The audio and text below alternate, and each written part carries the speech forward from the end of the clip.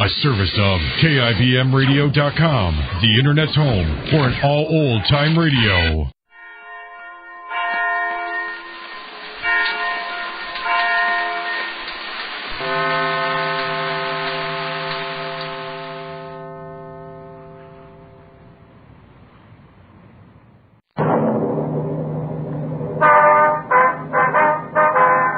Sound off for Chesterfield.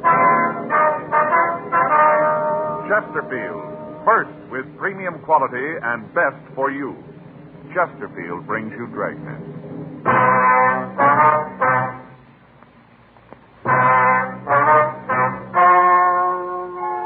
Ladies and gentlemen, the story you are about to hear is true. The names have been changed to protect the innocent.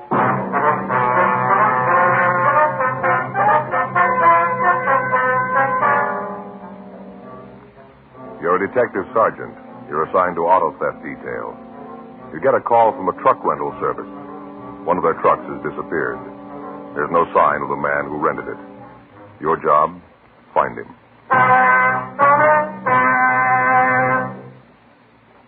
Years ahead of them all. Chesterfield is years ahead of them all. The quality contrast between Chesterfield and other leading brands is a revealing story. Recent chemical analyses give an index of good quality for the country's 6 leading cigarette brands. The index of good quality table, which is a ratio of high sugar to low nicotine, shows Chesterfield quality highest. Chesterfield quality highest.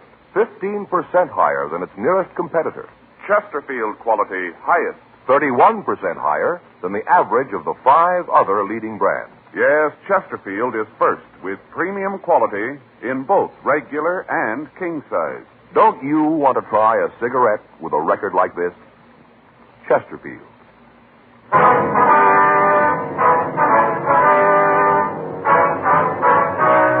Dragnet, the documented drama of an actual crime.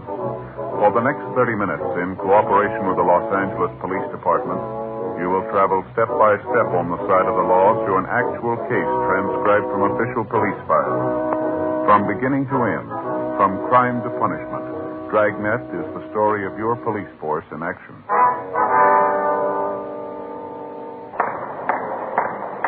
It was Monday, April 20th. It was warm in Los Angeles. We were working the day watch out of auto theft detail. My partner's Frank Smith. The boss is Captain Nelson. My name's Friday. I was on my way into the office, and it was 8:02 a.m. when I got to room 40. Auto theft. Hi, Frank. Hi. Where'd you get the sunburn? Went fishing yesterday. Yeah, where'd you go? Down in Newport. How'd you do? Didn't. What do you mean? I didn't. Yesterday's the first day off we've been able to collect for a month. Yeah, I know. Last Thursday, I checked with the skipper. Said it looked like I'd be able to make it sure this weekend. So I called the place. I made reservations. All set. Gonna go fishing. Yeah. Saturday night, I got all my tackle out and took my reel apart, cleaned it, all ready. Faye packed the lunch real good. Mm-hmm. I'm all set. Get up at 4:45 in the morning. I drove down to Newport. Beautiful morning, Joe. Yeah, Sun shining. Little wind, you know. Really looking forward to it. It's going to be a real day off, you know. Mm-hmm. Get down there, get on the boat. Not many people, maybe 15 or 20. Yeah, not many for a Sunday, was it? No, that's why I think I got it made. I got a place right at the back of the boat, and we shoved off. I went down to get some breakfast. You know, load up and really pull those fish in. Yeah. I got through eating, went up on deck. Where do you suppose we were? Well, I wouldn't know. I'll take a guess. Frank, I wouldn't have the least idea. All right, where were you? Right back at the dock. What? Yeah, right back at the dock. They'd gone out to the ocean, and the water was so rough they turned around and came right back. And all the while, I'm down below having breakfast. I didn't even see the ocean. Oh, well, that's too bad, isn't it? Yeah. Picked up my tackle, went over and fished on the pier. Sat there all day. Ate my lunch and fished all day. Well, how'd you do there? Pretty good, huh? All day just getting a blister on my lip from the sun. I just sat there. Yeah, well, did you catch anything? How'd you do? Skunk. Huh? Skunk, nothing. You mean you didn't catch anything at all? Oh, a couple of perch. Uh-huh. Skunk. Yeah, well, it's too bad. Did you check the book? My day off. I'm skunked. I got it. Auto theft Friday. Yeah. Mm-hmm. when did it go out? Yes, just a minute. All right, what's that address again? Uh-huh. Yeah. Okay. Yeah, we'll be right there. You bet. Right. I'll get your hat. Yeah? Truck rental company out on Pico. Guy came in Saturday and rented a 2-ton from him. Yeah. Said he'd be back in a couple hours. Uh-huh. I haven't seen him since.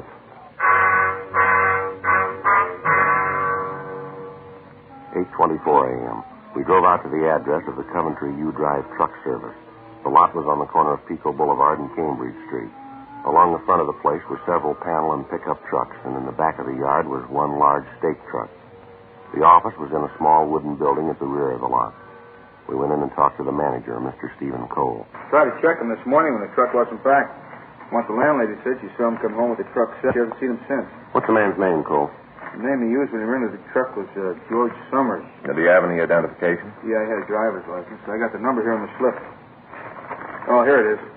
The California license. You got to have one to rent a truck. Uh-huh. He signed his name, George R. Summers. Number on the license was W414626. 26, huh? Mm-hmm. What kind of a truck was it? A new Ford. Just got it a couple weeks ago. Brand new. What color was it? Blue, light blue. Had the name Coventry painted on the side. Name's in the cream color. What kind of a truck is it? 2-ton stake. Was it possible that this Summers is just keeping it out longer than he said he would? Possible, but it isn't likely. Said when he came in, he wanted to haul a load of furniture. Said he just needed a couple of hours. That was Saturday morning. We haven't heard a word from him since. I got Red out looking for it now. Who's Red? Works for me. Oh, I see. When a truck is late getting back, we usually call first, then send one of our men out to check on it. Red drove over to see the Summers. He left about an hour ago. I haven't heard from him yet. Oh, I see. Do you get a deposit on the truck? Yeah, we do. Some of the places don't, but we get one. $20. Does Summers pay cash? No, he gave me a check. Haven't had a chance to deposit it yet. I'll call the bank later. Uh-huh. Can you give us a description of the man? Well, not very good. I was out in the yard when he came in. I didn't handle the deal myself. I got a look at him, but not good. Would you know him again if you saw him? Oh, it'd be hard to say. I couldn't be sure. The girl would, though. She wrote out the papers. I wonder if we could talk to her. Yeah, she'll be in at 9. You can talk to her then. You got his address there? I'll see if I can check the name. Yeah. Here it is. 2462 New Jersey Street. Okay. Can you give us some kind of a description on him? Well, I told you I didn't get a good look at him. He's a small fella, blonde, maybe 25 or 26 around in there. That's about the best I can do. Excuse me a minute. Yeah. Company you drive? Yeah, how big? Oh, sure, we got one, yeah. Wait a minute, I'll check. Just a minute. Run you 210 the first hour, $1.25 an hour after that. Mm-hmm. No, there's gas in it when you get it, that's right. Oh, you pay for the gas. Well, there's a $20 deposit. That's right. Well, you get it back.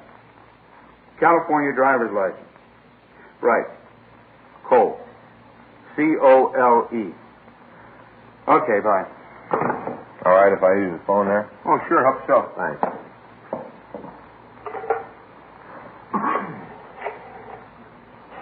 Pretty busy, you right? Yes, sir. Once in a while we get kind of slow, but it seems like everybody's moving or something all the time. They're Record deal, trucks. please. Yeah, 2626. Got 3 other places, around town. Mm-hmm. Hi there, it's Officer Frank Smith, 2633.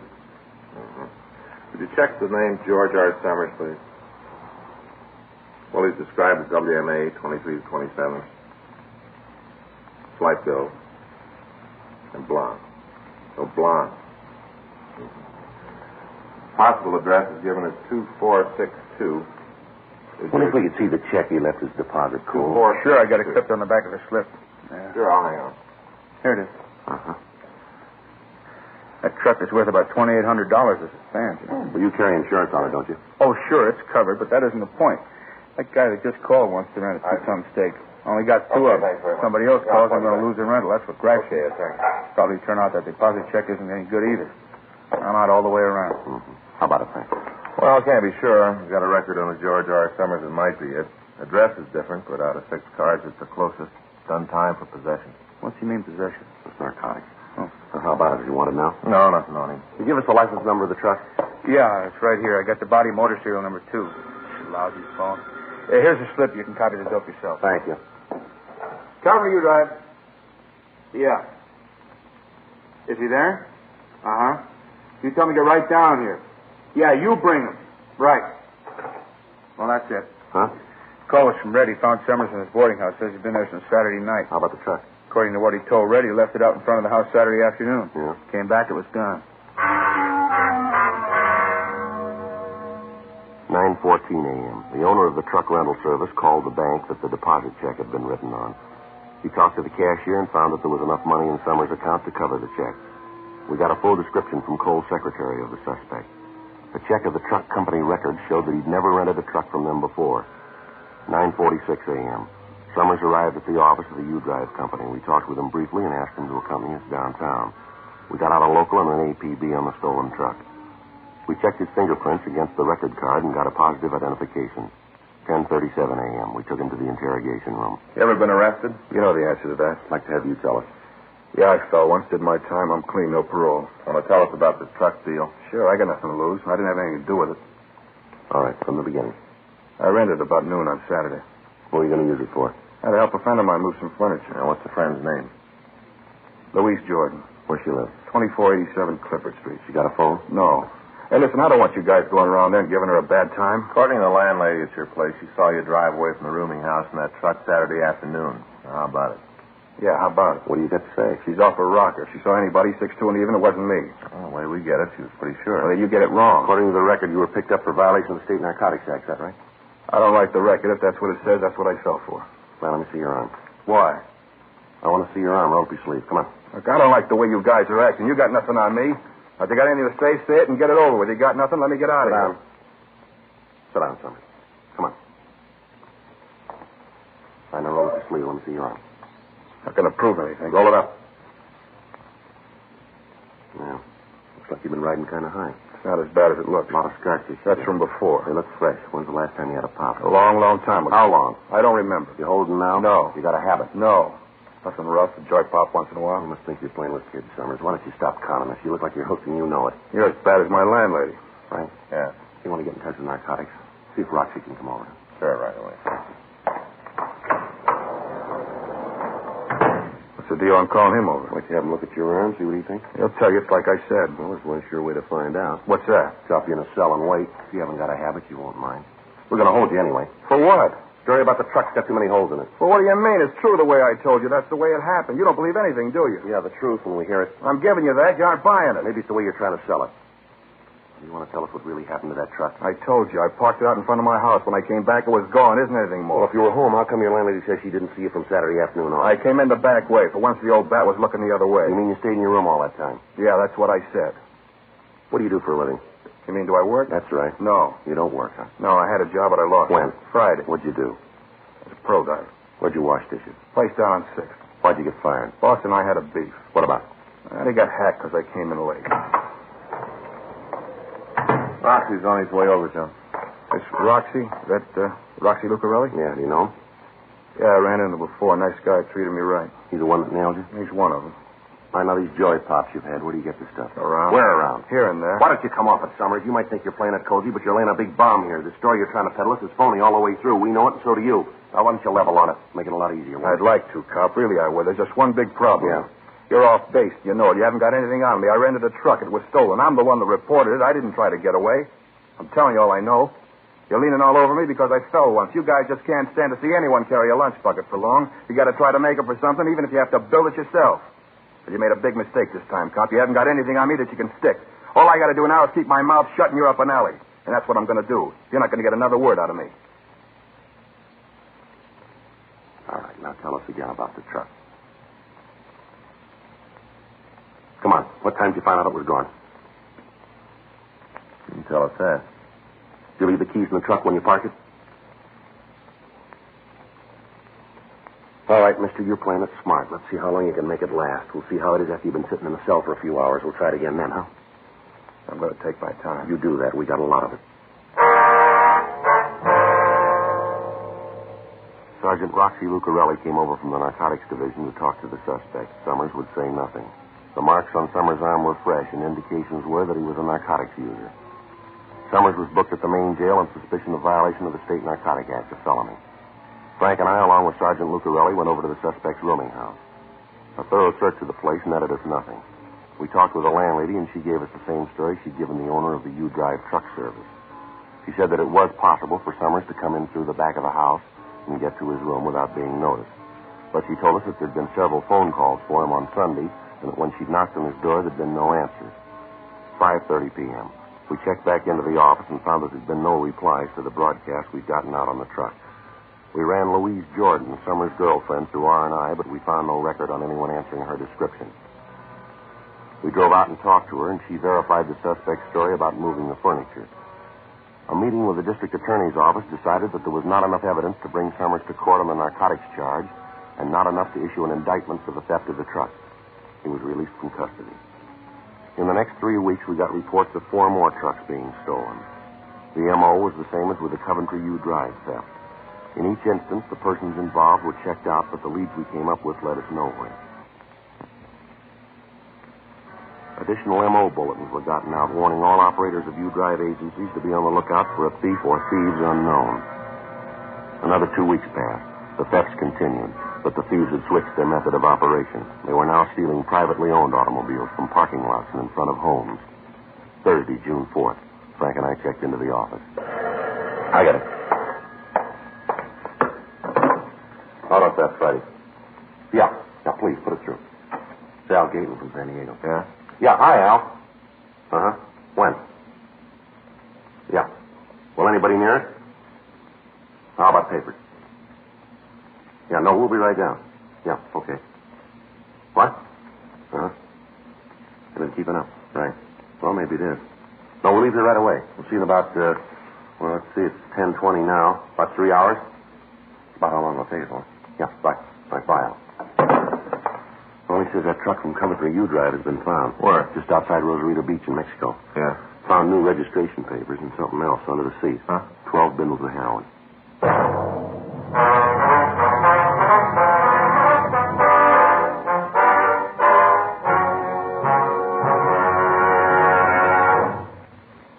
You are listening to Dragnet, the authentic story of your police force in action.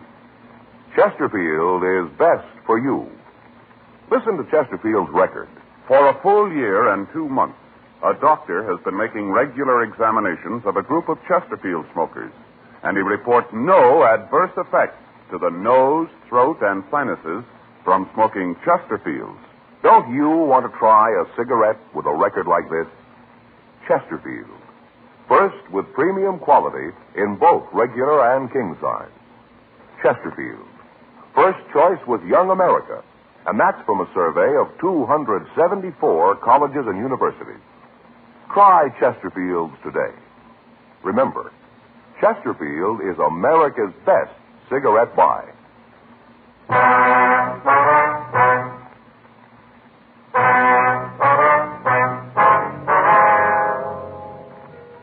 A.m. We talked with Captain Nelson about the latest developments in the case, and he instructed us to leave for San Diego.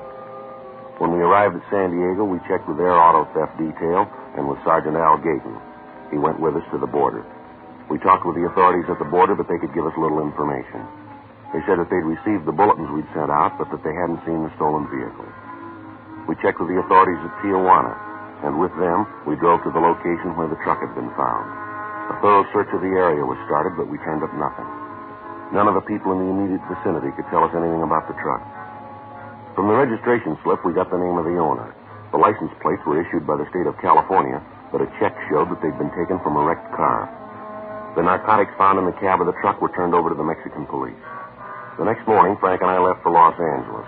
While we'd been gone, officers Bill Donovan and Jack Pilkington, along with Sergeant Al Mansell, had been following up the leads in the Los Angeles area. They hadn't come up with anything new. The car thefts continued. State police units along the road to the Mexican border were alerted, but the cars continued to disappear. 2 weeks went by. Tuesday, June 23rd, Frank and I came back from a meeting with members of the National Auto Theft Bureau. Want to check the book? Yeah, I'll get it. Well, these thefts are sure dropping our recovery record, aren't they? Yeah. I talked to Skipper this morning. The insurance companies are raising the roof. Well, that figures it's costing them a lot. There's a message here from Judge Shelton wants us to call him. Sheriff's Department? Yeah. Marked important. You want to get it? Yeah, I'll get it.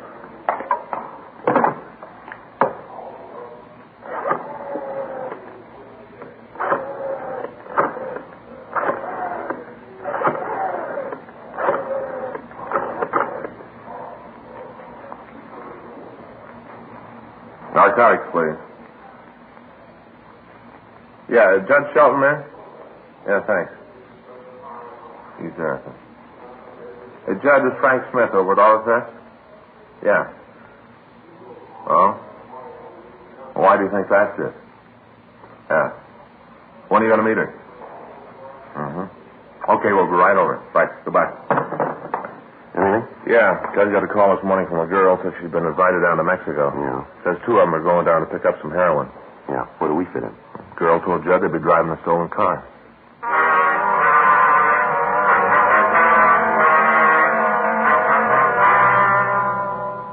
We went over to the Hall of Justice and talked with Sergeant Judge Shelton.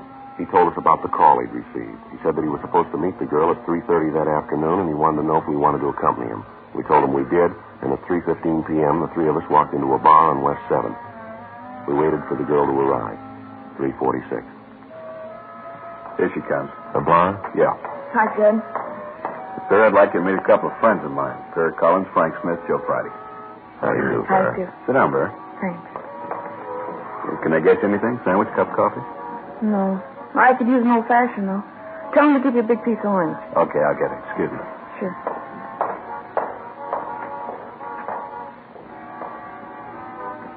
You two guys cops? Yes, ma'am. That's right. Where do you work out of? Central Auto Theft. Well, that's why Jed called you, huh? Pardon? About the hot car we're driving south. Yes, ma'am.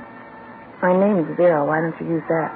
All right, Vera. You know where the stolen car is, the one they're going to drive down? Not now. I will, though. What do you mean? I don't think it's been stolen yet. What?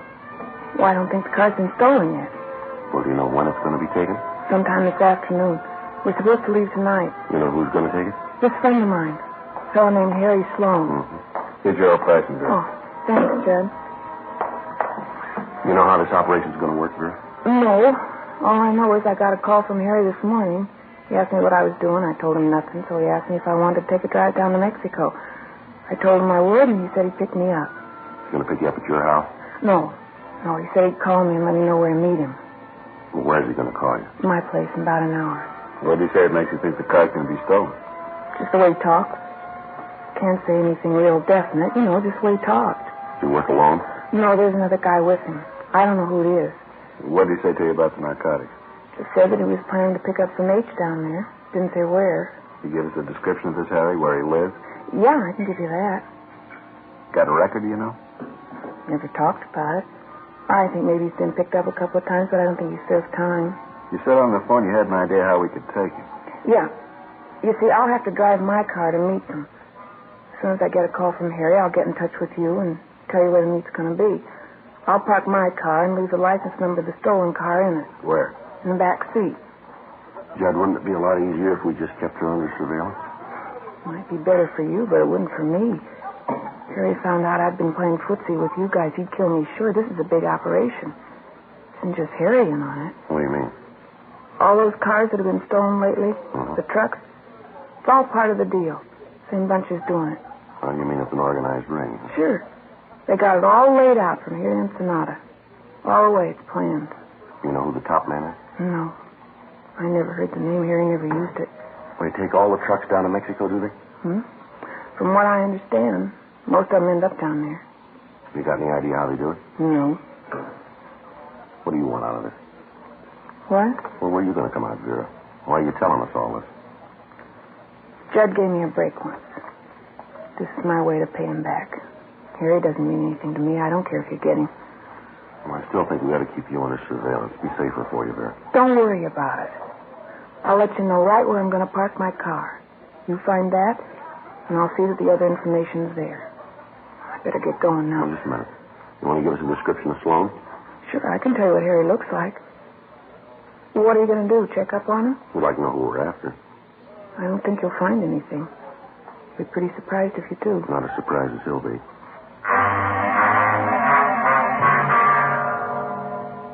We got the description of Harry Sloan and called the office to check the name. There was no record of anyone answering his description.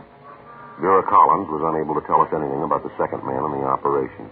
She went back to her home and waited for the phone call from Sloan. We returned to the office and waited for her to contact us with the information about the stolen car. At 5:15 p.m., we got a call from her saying that her car would be parked somewhere within a 16-block area. From Washington Boulevard to the north, Adams Boulevard to the south, from Crenshaw Boulevard to the west, and Arlington Avenue to the east. Frank, Judge Shelton, and I drove out to the area and began to cruise the vicinity. We spent the next hour looking for the car. When we were sure that it was not in the designated area, we began to expand our search.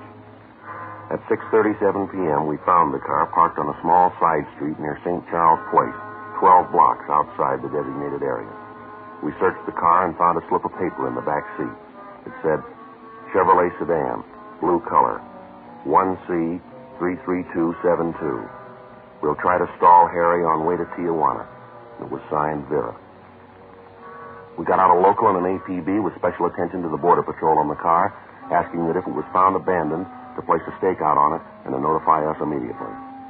It was 7:02 p.m. when we started to drive to the Mexican border. We kept in constant radio contact with Sergeant Al Gayton at the border, and he told us that the suspect's car had not crossed over yet. 10:37 p.m. We drove through National City and took the road to Tijuana. Just south of Chula Vista, we picked up a car that matched the description of the stolen vehicle. How about it, Joe? Yeah, it matches. Frank, can you get a little closer? Yeah, I think so. Different license plate, Judge. Probably switched to cold plate. That's why they haven't been spotted before. You see him yet? Yeah, it's the Collins woman, all right. Want to take him now? Yeah. I'll get the sign.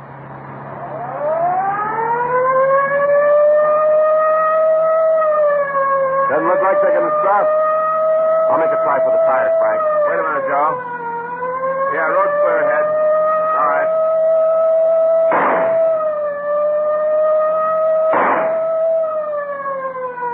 They're slowing down. Yeah, they're pulling over. All right, get your hands on that wheel where I can see them. I'll cover the other side. Right? Come on. Right. All right, get out of the car. What are you trying to prove with all this shooting? Come on, mister, get out of the car. Come on, you two, get out. I don't know what you're trying to prove. We haven't done anything. Come on, let's don't argue. All right, mister, over to the car. I'll take him, Joe. I'm going to be sorry about this. You got no right to stop us. Stand still. Yeah, he's clean. Turn around. You're George Summers, aren't you? Yeah. We picked you up for that stolen truck about 6 weeks ago, wasn't it? Yeah, you had to let me go. You're going to do the same this time. You got nothing to hold me. No, you're wrong there, Summers. Where'd you get this car? I borrowed it. From who? A friend of He mine. knows you took it, huh? Certainly, he told me to. This car's stolen and you know it. We know all about the operation, the whole deal. You going to stay on the rap alone, or you going to tell us who the big gun is? What do you mean, operation? This isn't the first car you've shoved across the border. We know about the narcotics, too. You're in this all the way. Now, you got a choice. You can take it alone, or you can go along with us and nail the big guy. It's up to you.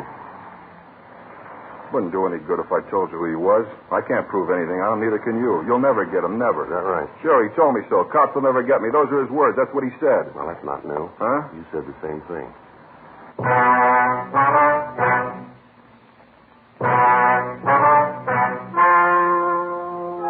The story you have just heard is true. The names have been changed to protect the innocent. On November 19th, trial was held in Department 89, Superior Court of the State of California, in and for the County of Los Angeles. In a moment, the results of that trial. And now, here is our star, Jack Webb. Thank you, George Fenneman. Friends, all of us on Dragnet are proud to be associated with Chesterfield because, believe me, Chesterfield is years ahead of them all. You just can't beat a cigarette that was good to begin with and keeps getting better all the time. But, of course, you can't find out how much you'll like them until you try them. That's what we'd like you to do. Try a couple of packs of milder Chesterfield, regular or king size. I know you'll agree that Chesterfield is best for you.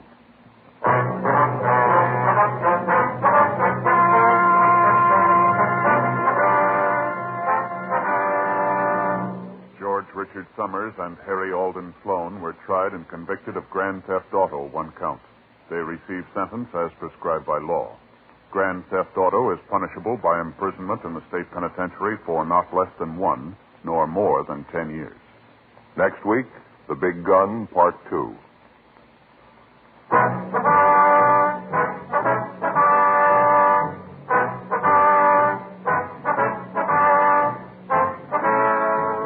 You have just heard Dragnet, a series of authentic cases from official files.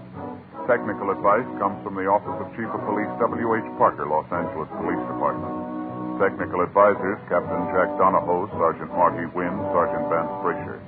Heard tonight were Ben Alexander, Jack Crucian, Herb Ellis. Script by John Robinson. Music by Walter Schumann. Hal Kipney speaking. For a million laughs, tune in Chesterfield's Martin and Lewis show Tuesday on this same NBC station. And sound off for Chesterfield. Either regular or king size, you'll find premium quality Chesterfield much milder. Chesterfield is best for you. Chesterfield has brought you Dragnet, transcribed from Los Angeles.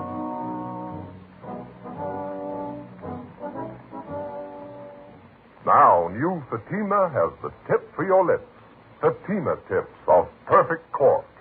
King size for natural filtering. Fatima quality for a much better flavor and aroma. So remember, new Fatima has the tip for your lips. Fatima. See how smooth they are. Remember, Fatima is made by the makers of Chesterfield, Liggett & Myers, one of tobacco's most respected names.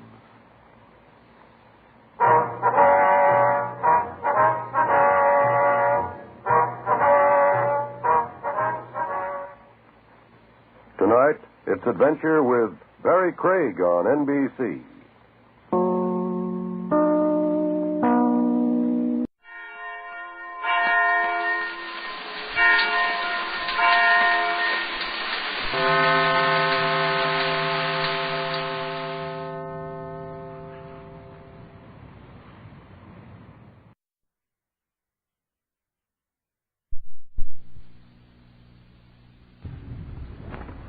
My name's Jeff Regan.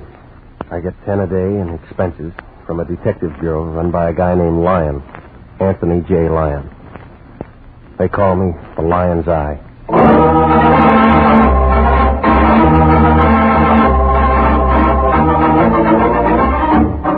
With Jack Webb starred as Jeff Regan, Investigator, stand by for trouble, suspense, and adventure in tonight's story of the man who liked the mountain.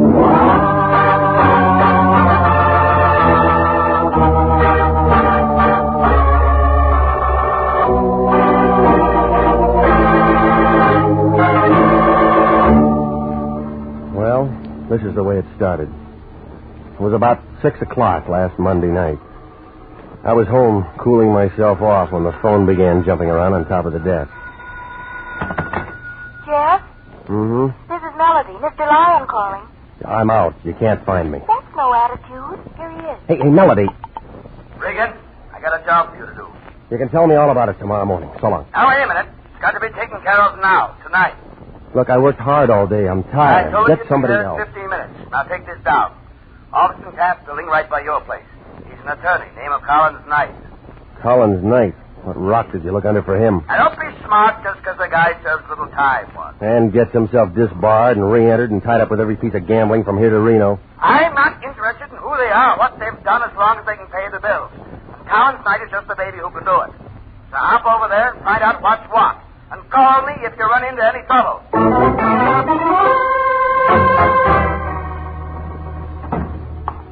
Collins Knight, attorney at law, Taft Building.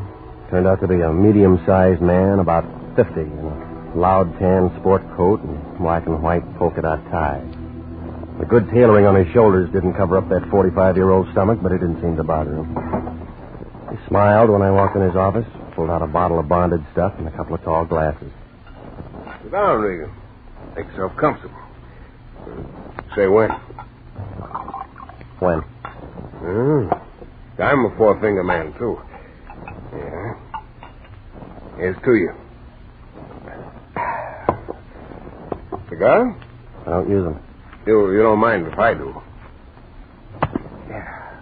Now then, I asked you to come here because I want you to find Big Ed Kittredge for me. Been missing 3 days, according to his wife. From pictures, I seen a Big Ed. He'd be a hard man to miss. Yeah, I figure the same way, Regan, but he's been gone for 3 days, and I think someone's either cooled him off or he's lammed. Why do you think somebody cooled him? Oh, a man like Big Ed's bound to have a lot of enemies, for one reason or another. Why do you think he lammed? For one reason or another. Friend or enemy? Neither. I just know the guy. It's one of my people. I handle a couple of things for him. His wife is worried about him. I didn't know people like Big Ed had wives. Well, they do. At least Ed does, and a darn cute little girl she is. Inez. Yes, very pretty little girl. Tell me about him. He's gone. What about his wife? Where'd he meet her? When'd he marry her? I gotta have something. I don't know. Well, I'll have to see her. Okay, see her. You don't much care whether I find Big Ed or not, do you? Nope. Thanks for the drink. You don't like me, do you, Regan? No. Oh, most people don't. So long, Shamus. Keep in touch.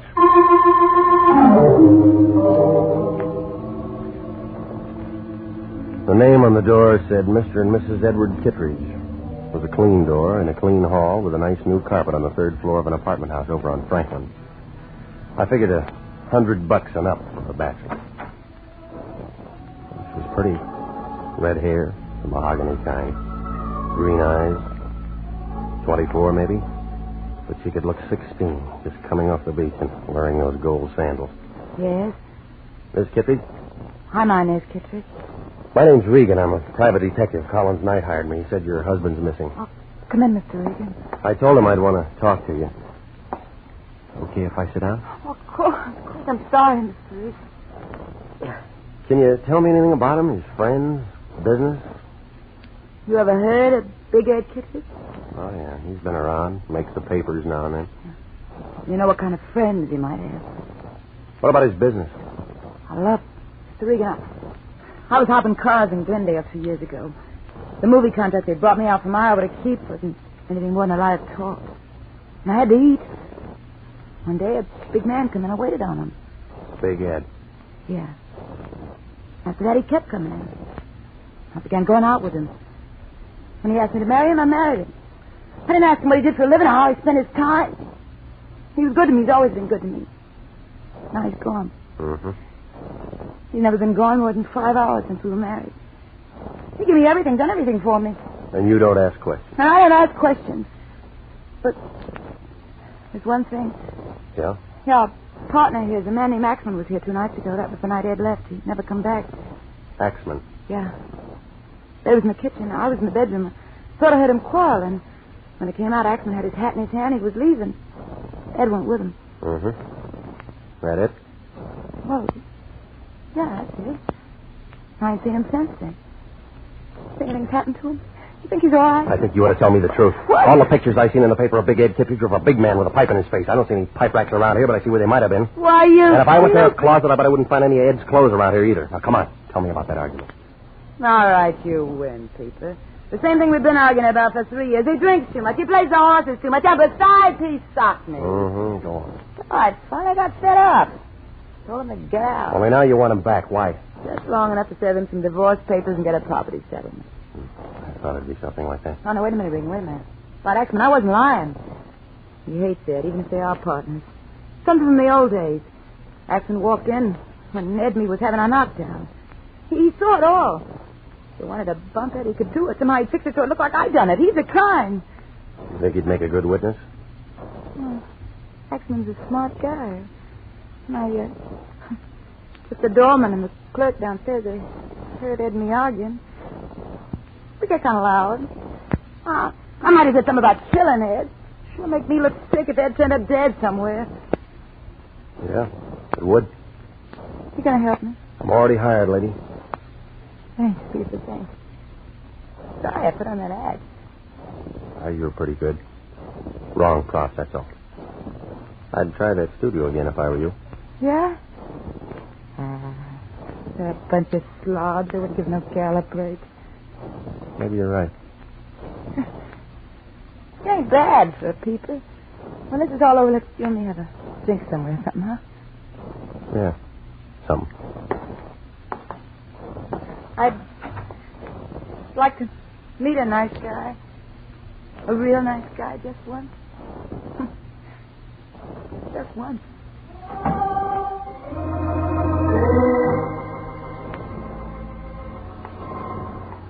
2 minutes later, in front of the apartment house, I was lighting a cigarette and thinking over what Inez Kittredge had just told me when a soft hand belonging to the soft arm, body, and face of a little pug I knew named Louis Pacheco settled on my arm.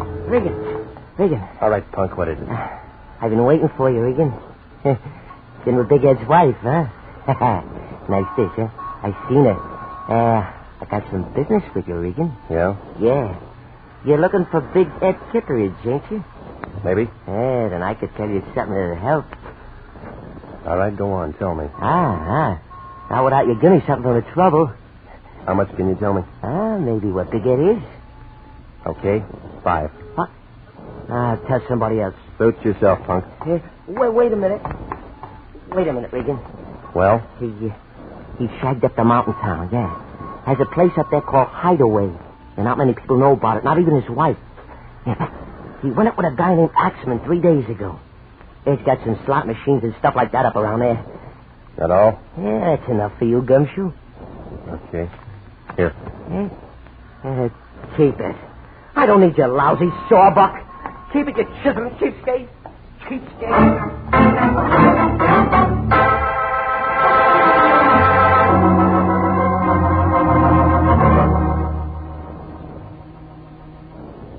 I don't care what kind of people are involved. I told you that before, and I'm telling you again.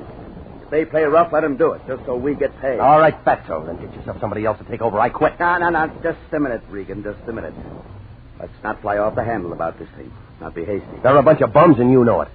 Well, now perhaps I was a bit indiscreet accepting a client like Collins Knight with his reputation and all that. And it isn't only him. It's the man I'm supposed to find and his friend Axman and anybody else who knows him. Now, Jeffrey, I'm sure that a man of your talents could locate Ed Kittredge without any trouble. After all, Jeffrey, you've dealt with people like this before and always handled it admirably. Very admirably. I don't like it. Knight hires me to find Big Ed Kittredge. Only he doesn't care whether I find him or not. Big Ed's wife only wants to find him so she can slap a court order on him. And both of them tell me that Big Ed might be dead. Well, now let's not jump at their conclusions, Jeffrey. I'll have to admit the whole thing looks fishy. Jeffrey, I want you to find Big Ed Kittredge as soon as you can. Look, I just told you that. I know, but the fact of the matter is, I have an agreement with Knight in writing. You have and what? You know what kind of a man he is. He's very tricky. He could close International if we don't stay on this case. If you don't stay on the case. Okay, you win. Mm-hmm. Thank you, Jeffrey. Thank you. Expensive? Of course. After I drive up to Mountain Town, I might find Big Ed up there. Of course. Be careful, Jeffrey. Be careful and... Oh, don't give me that phony line about calling you. Now, Regan. Yeah? Call me if you run into any trouble.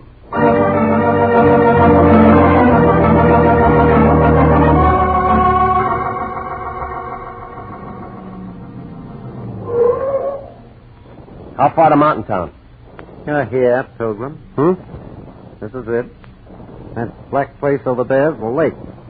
And that black place over there's the town. Cabins round the lake. No one round the town. Fill her up? Yeah, fill her up. Where can I get some coffee? I've been driving half the night. 30 feet to your right and inside the door. Shayne will fix you up. We're open all night. Thanks. No trouble? No trouble at all? You better look at that oil. Glad to. Tires and water. Glad to. You can move it if you want to. I'll be in getting coffee. Don't worry. Don't get enough business at 1 in the morning to stay open. I'm going to talk to the boss about it someday. Hey. Hey. Hi, here you are, coming. I'm coming. What do you want to hit the counter like that for? Well, I thought you was Eve. I didn't know it was a customer. Who's Eve? Him. Eve Holton that runs the station. What's yours? What's my what? Name? Well, as long as we're being formal, it's Regan. Jeff Regan. Oh, you're Jamie. Well, say. How'd you know that? Eve. He told you. Well, say. How about some coffee, Jamie? Huh? Oh, sure. You been traveling far, Mr. Regan? From Los Angeles. Going far? Right here. This stump. You don't tell me you're going to be here this summer. Little while? Well, say. I'm off in an hour. I got a little cabin on the other side of the lake. Well, that's nice. Do much fishing? Fishing? You're cute. Yes, I am. No, thanks. I'll take it black. Oh, what you gonna do here? Look for a man. Yeah? Say, what man? You might be able to help me, Janie. A cottage called Hideaway. A man named Kittredge. Big Ed Kittredge, you a friend of his? Car's all ready. Car's all ready, Pilgrim. Thanks. Janie, don't you think you ought to go see how the fire's doing? What fire? Make one. All right, Eve, all right.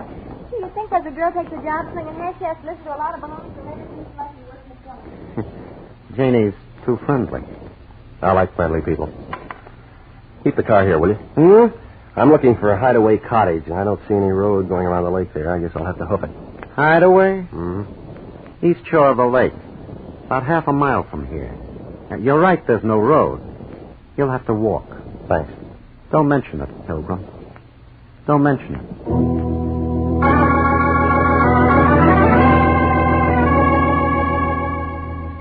Well, the cottage turned out to be an all-white, phony log cabin affair. I pounded on the door. Nobody answered. There was a sick kind of oil lamp burning inside, so I pounded on the door some more, and some more people didn't answer. When I put my hand on the latch, the door opened, people or no people, so I went in. Well, you can believe this or not, but somebody was there, right in front of the fireplace, only he was dead. And one whole side of his head was dark and shiny. It was still warm. Nope, you're wrong. It wasn't Big Ed Kittredge. This was a man I'd never seen before in my life.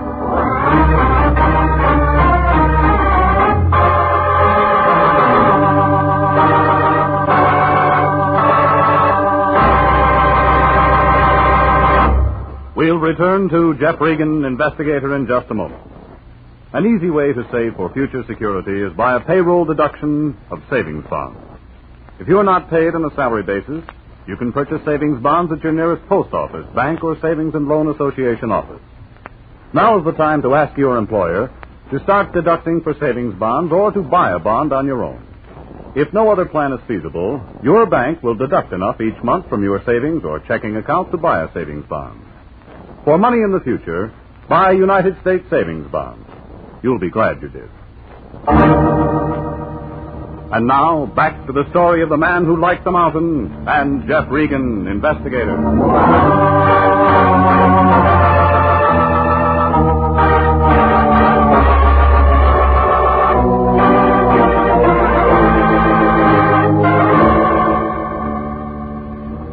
Well, I stood there and looked at what was left of whoever he was. There wasn't anything in his pockets. Labels cut off his suit, no laundry marks. Then I began looking around for a poker or a hammer or something. What I found was a heavy piece of kindling wood. One end of it was stained. Then I heard somebody come in the door. I saw striped overalls, flashlight, and .45 Colt revolver held by E. Fulton. He looked at the dead man, looked at me, looked at the piece of wood in my hand. Dead? Yeah. Friend of yours? Never saw him before in my life. I did. Yeah? Name's Axman. Tom Axman.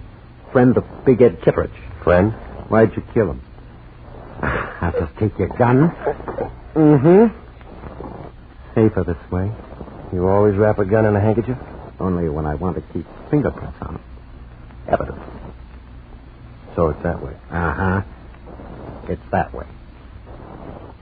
You kill him? You did. There was a big fight. You conked him with that piece of wood, then shot him in the head. I saw it. My gun, my bullets, that's pretty neat. But he was still killed with this. Who's going to be able to tell? A good coroner? We got a lousy coroner out here. He don't know from nothing. That makes me the fall guy. You're it, Pilgrim. Let's go find ourselves a cop. Eve waved his gun at me, and I started ahead of him for the door. Oh, he was good at doing frame-ups, and he was good at running things, but he was only an amateur when it came to pushing a man with a gun.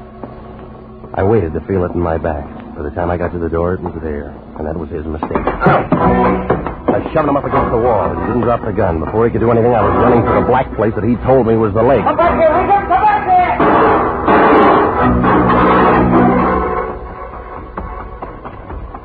I ran till I was out of breath.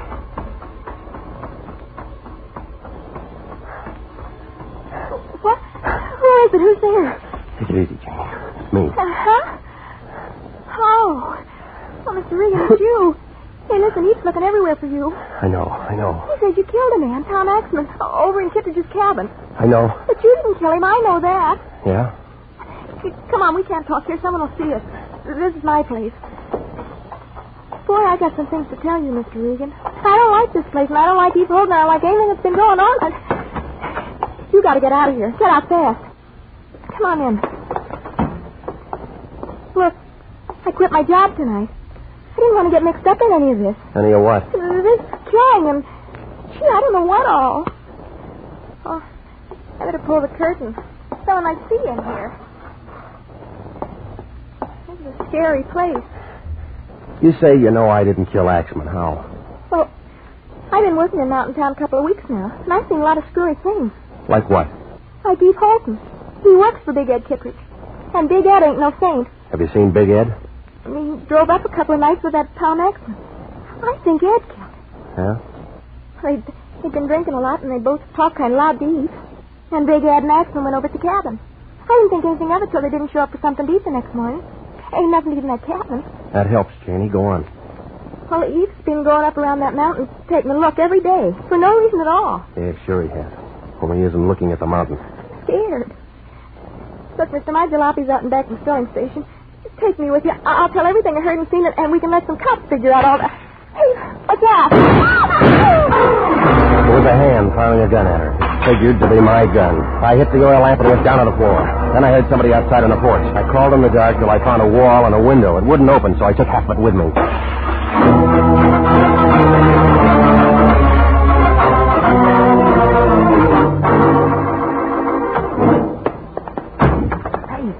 Hey, what is this? Come here, you. Now, look, punk. I just drove 85 miles in 100 minutes.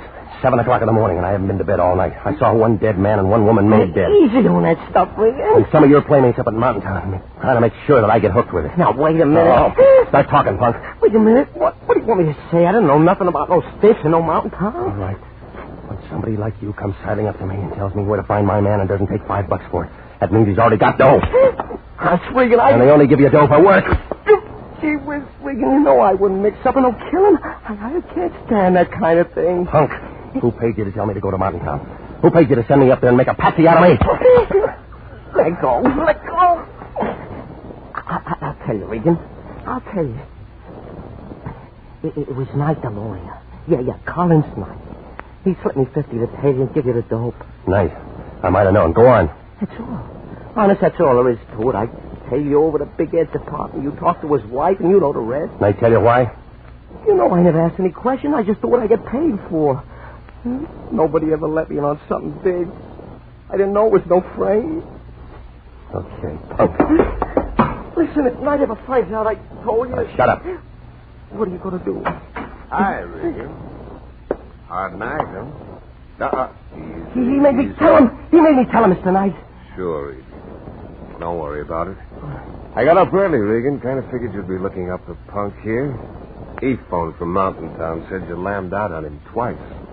You're a pretty tough boy, aren't you? Here, punk. Buy yourself something and forget you ever saw Regan, okay? Oh, sure, Mr. Knight, sure. Okay, Regan? Let's get going. Got a long drive ahead of us. I'll be able to drive it blindfolded someday. Someday. I'm still your patsy. Mm-hmm. I take you back there and we call a cop. Now, come on. Eve will be getting anxious.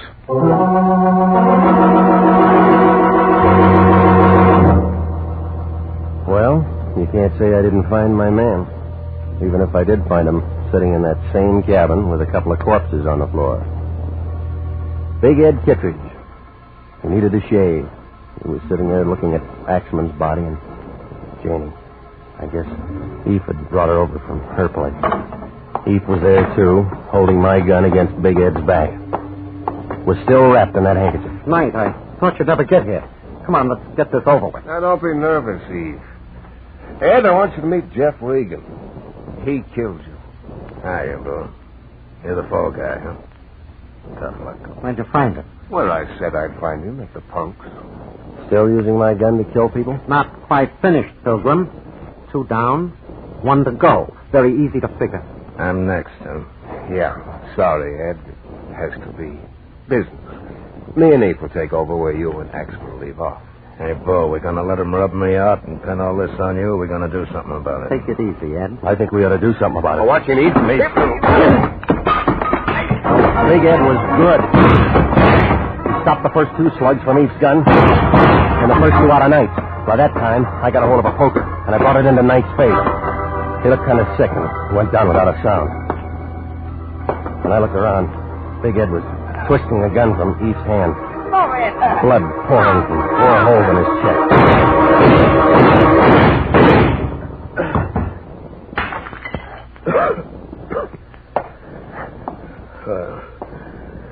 We ain't so easy at that, huh?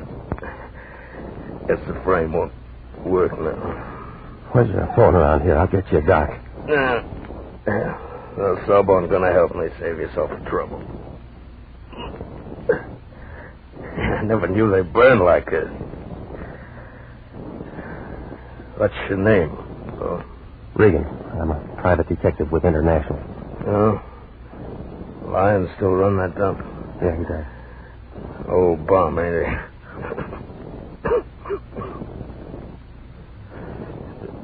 Night hire you to find me?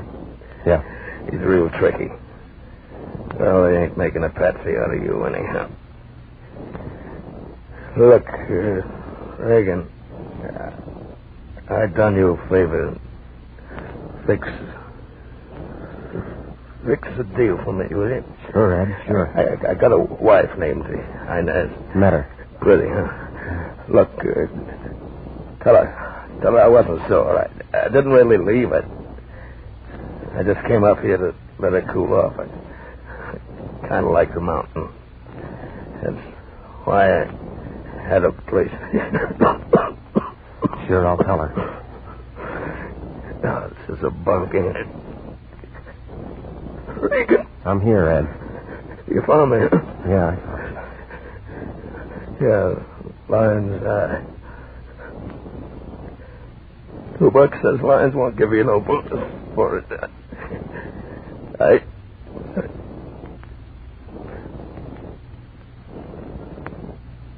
Yeah, I guess you're right.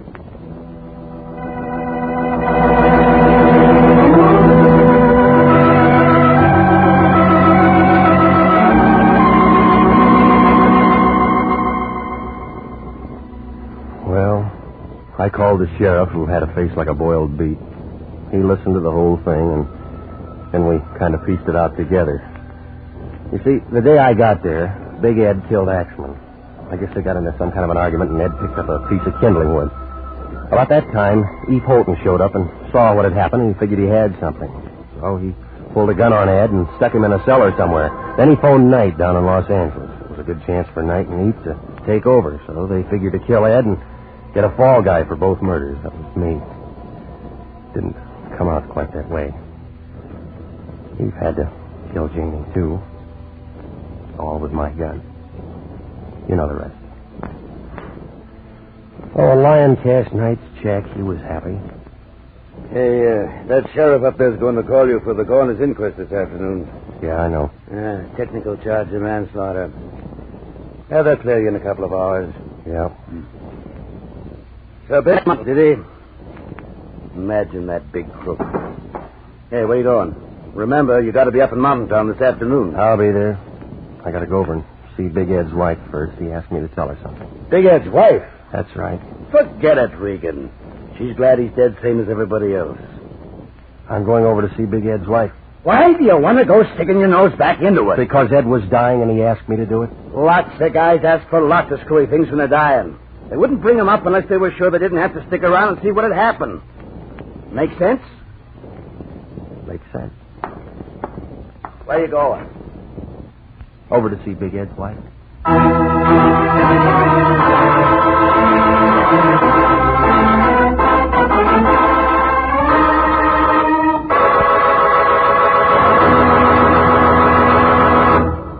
At no time in our nation's history has it been more important to develop an outstanding Army medical department.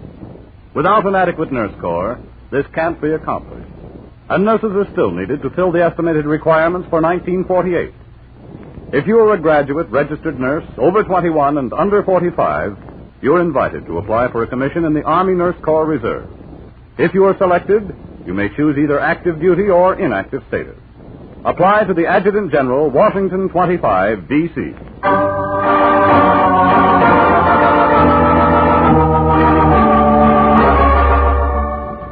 Jack Webb is starred as Jeff Regan, with Wilms Herbert as Anthony J. Lyons. It's CBS same time next week for hard-boiled action and mystery with Jeff Regan, Investigator.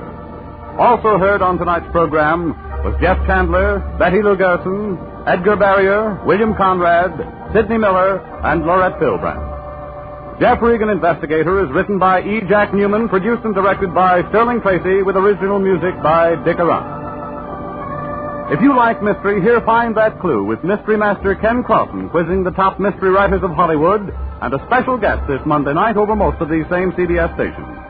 Here Find That Clue Monday night 8:30 over most of these stations with Sirhan Day. This is CBS, the Columbia Broadcasting System.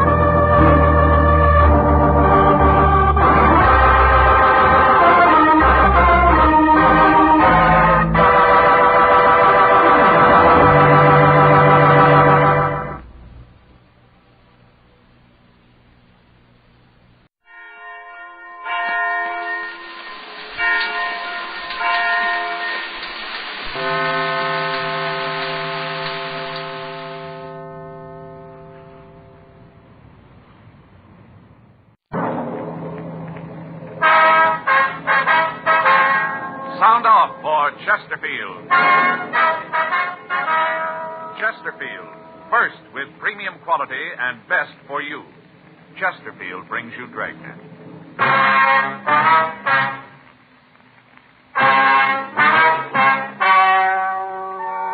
Ladies and gentlemen, the story you are about to hear is true. The names have been changed to protect the innocent.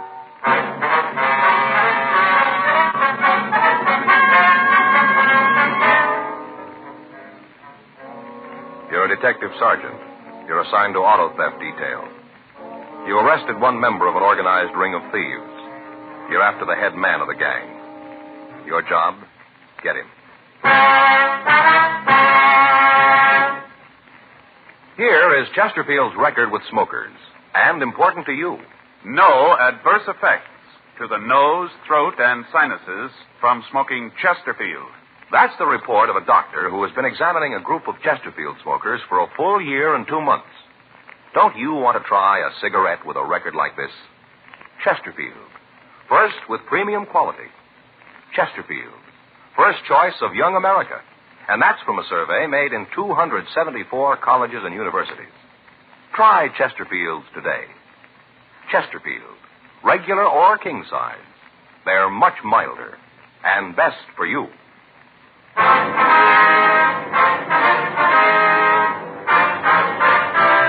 Dragnet, the documented drama of an actual crime.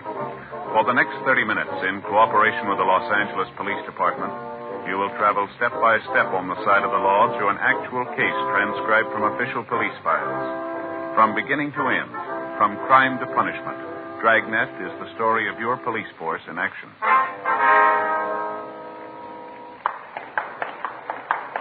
It was Wednesday, June 24th. It was warm in Los Angeles. We were working the day watch out of auto theft detail. My partner's Frank Smith. The boss is Thad Brown, chief of detectives. My name's Friday. We were at the main jail, and it was 8:14 a.m. when we got to the second floor, the interview room. Sit down, Sloan. Yeah. Right there. You guys start pretty early in the morning, don't you? Yeah, once in a while. You got a cigarette? Yeah, there you are. Thanks. I never feel like I'm alive until I've had a cigarette in the morning. How about a match? Here.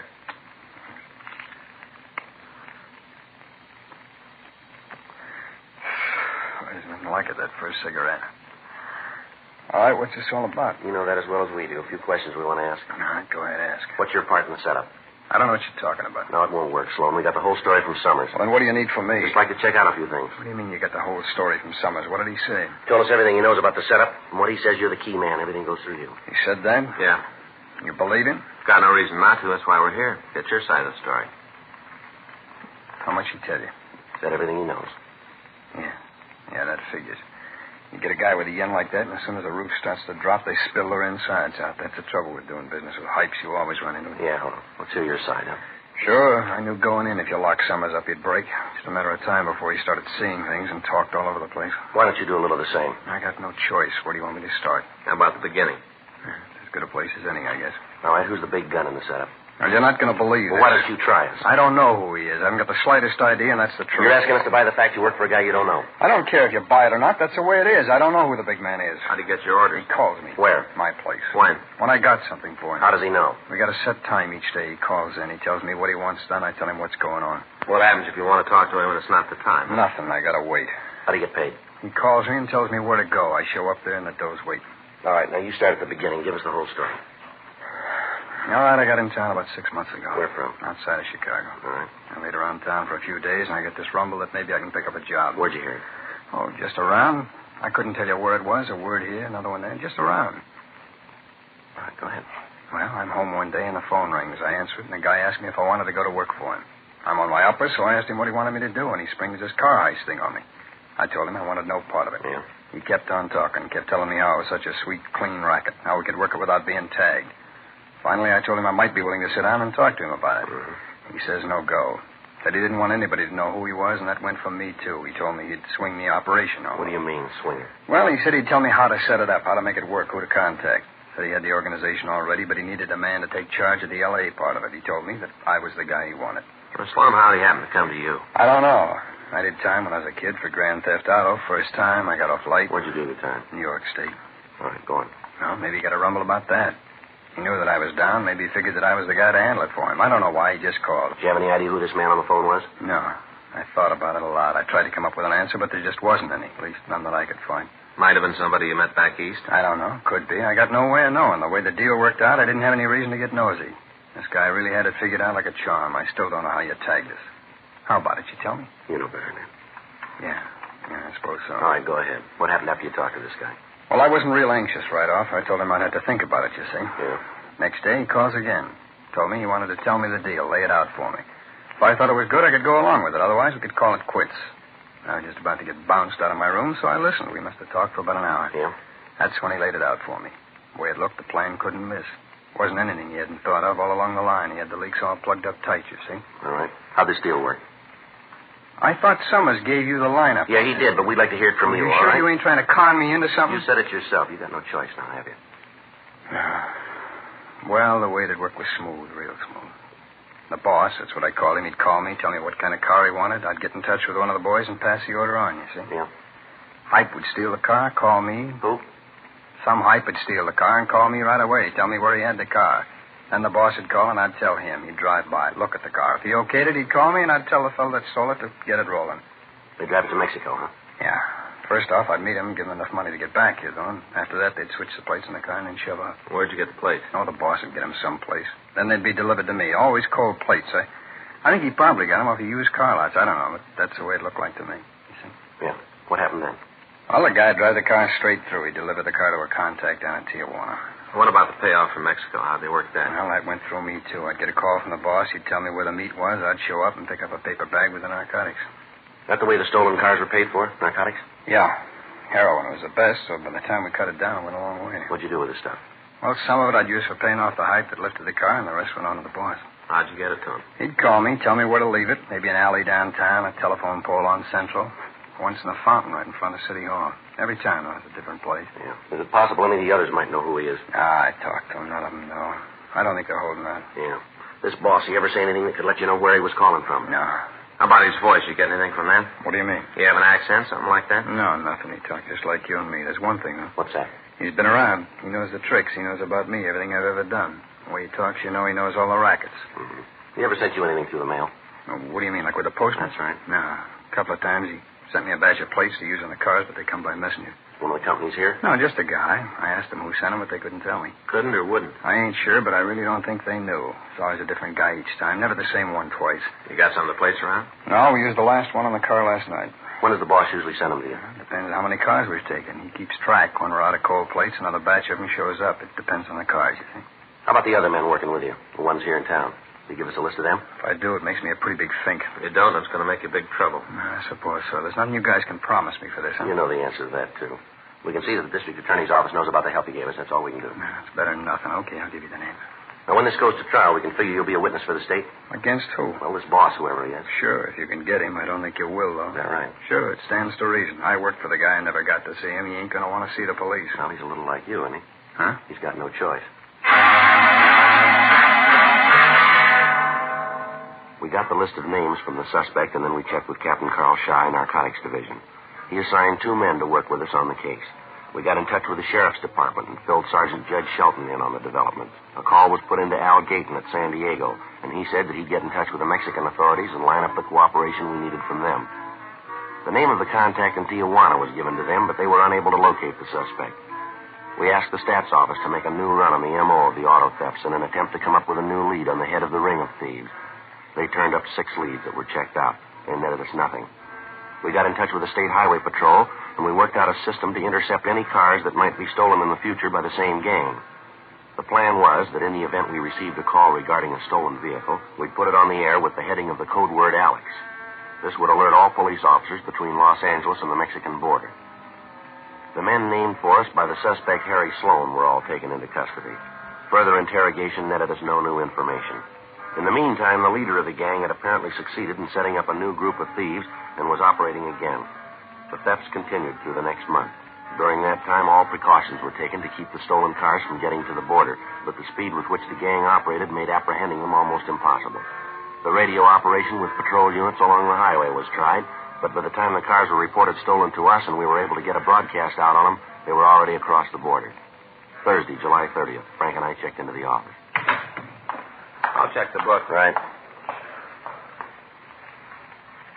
Anything? No, it's call here from Faye, that's all. You know, Skipper sure hacked about this thing, huh? Can you blame him? No, I suppose not. He's got a lot of people leaning on him. I don't know, Joe. It's about time the brakes start falling on our side. Well, we've been saying that for a long time, too. It doesn't seem to do much good. Even when we do nail the big gun, we're going to have to prove it, and that isn't going to be easy. Yeah. The way he's got it worked out, it's going to be awful tough to build a case that'll stick. Well, he doesn't handle the narcotics. He doesn't handle the money. All he does is okay the jobs. Yeah, but there's got to be an outlet for the heroin. Well, where's he getting rid of it? That's a good question. You know, we've been trying to come up with the answer a long time. No rumbles, informants don't know anything. I get it. Auto theft Friday. Yes, ma'am. Well, maybe we can help you. Yes, ma'am, huh? Well, yes. Well, could we meet you? Oh, no, ma'am. You won't be involved. Yeah, well, what's that address again? Yeah. Yes, ma'am. We'll be there. Oh, in about 10 minutes? What's that? No, ma'am. Just my partner. Yes, that's right. All right. See you then. Right. Goodbye. Well, maybe this is a break. Who was it?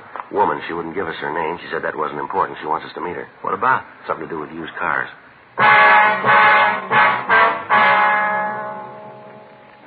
10:10 a.m. Frank and I left the office and drove to Hollywood to meet the woman who'd called in. She said that she wanted to meet us in one of the coffee shops along Vine Street. We drove out the new freeway to Hollywood Boulevard and then down to Vine Street. We parked the car and walked up to the coffee shop. The girl on the phone had refused to give us her name, so Frank and I had no way of knowing who she might be. She told me to take a booth at the back of the restaurant and that she'd find us. Frank and I sat down and ordered a cup of coffee, and we waited. There was no sign of the caller.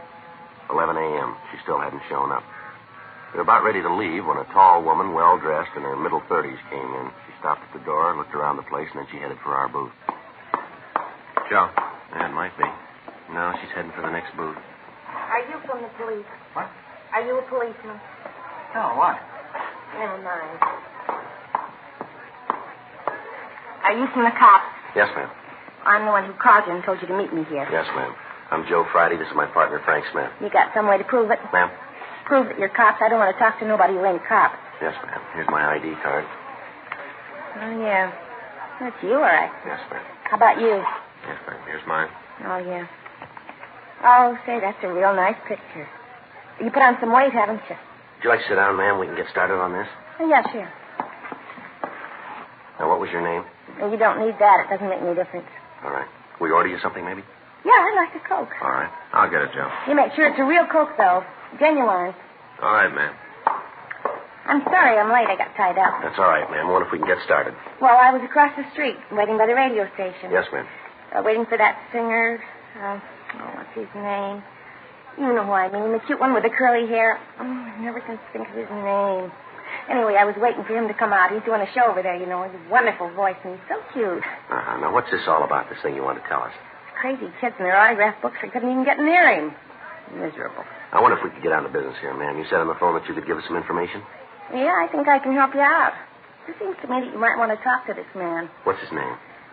Well, maybe I ought to tell you about him first, and then if you want to know his name, I can tell you that. All right, ma'am. Go ahead. Here's a Coke, ma'am. Oh, thanks. That's good. Cold. Do you want to go on? On? Yes, ma'am. About the man? Oh, yeah. Well, there's this fella, and he's got an office in the building where I work. Where would that be? A corner of Hollywood and Dick Street. Right on the corner. 9th floor. Elevator's always out of order. Yes, ma'am. Well, he's got this office, and I see him a lot. You know, at the elevator? Maybe down at the magazine rack in the lobby. Anyway, I see him a lot. Mm-hmm. Well, about a week ago, he asked me for a date. Just like that. Come up to me while I was looking at TV Stars Parade. That's a magazine. Uh-huh. All about television stars, where they work, what they're like.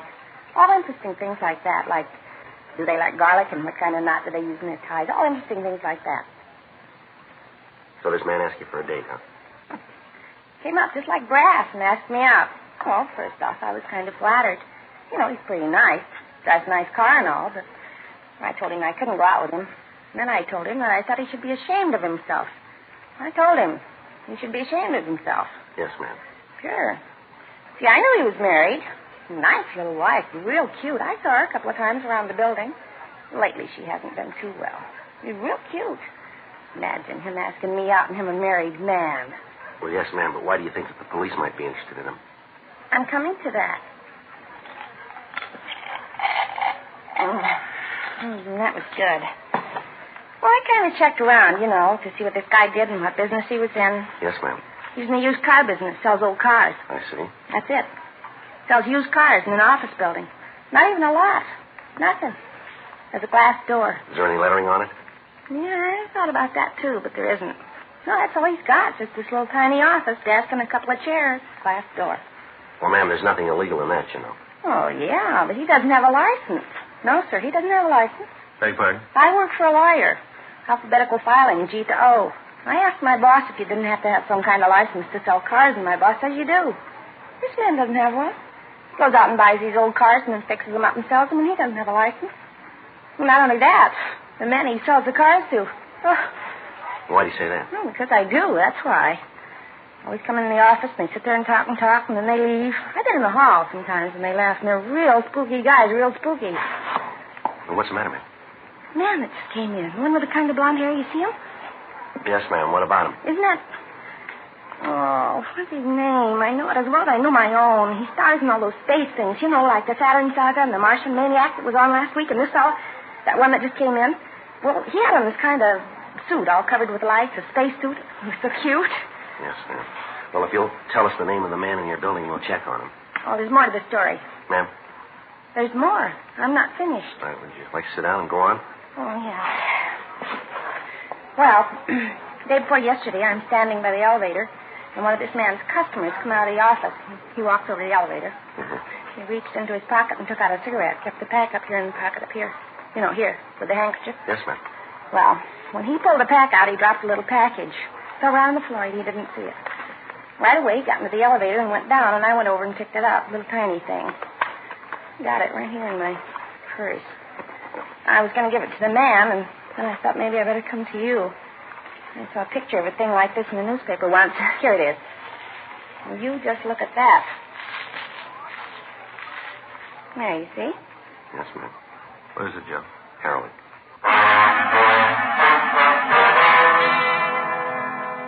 11:40 a.m.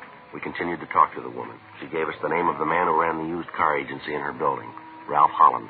She also gave us a description of him and a description of the man she'd seen drop the narcotics. We went back to the office and checked the name through R&I. Holland had a record listing one arrest on suspicion of violation of the State Narcotic Act. The date of the arrest was August 17th, 1937. He'd been released for lack of evidence. We checked the name in the phone book and came up with a business and a residence address. He lived with his wife in a large tract out in the San Fernando Valley. 1:15 p.m. Frank and I drove out to talk with Holland's neighbors. They told us that the family was known and respected throughout the area. None of them could recount any actions that might cause suspicion.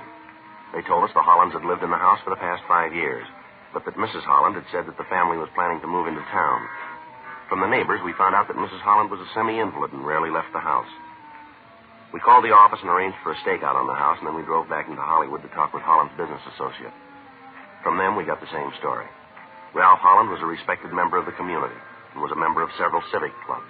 None of his friends could tell us much about his business activities. We did learn, however, that many of his friends couldn't figure how the family could live at the scale that they did.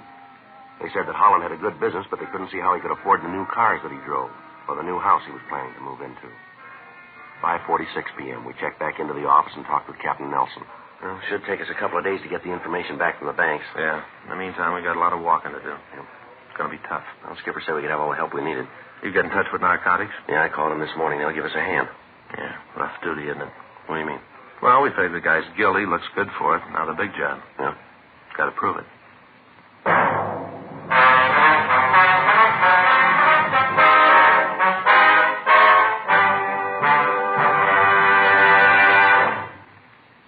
You are listening to Dragnet, the authentic story of your police force in action. Years ahead of them all. Chesterfield is years ahead of all cigarettes. Chesterfield quality is highest. Here's the proof. Recent chemical analyses give an index of good quality for the country's 6 leading cigarette brands. The index of good quality table, which is a ratio of high sugar to low nicotine, shows Chesterfield quality highest. Chesterfield quality highest.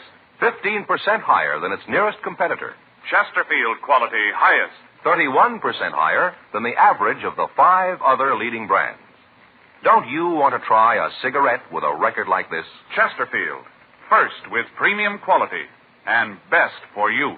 Try Chesterfield today, regular or king size.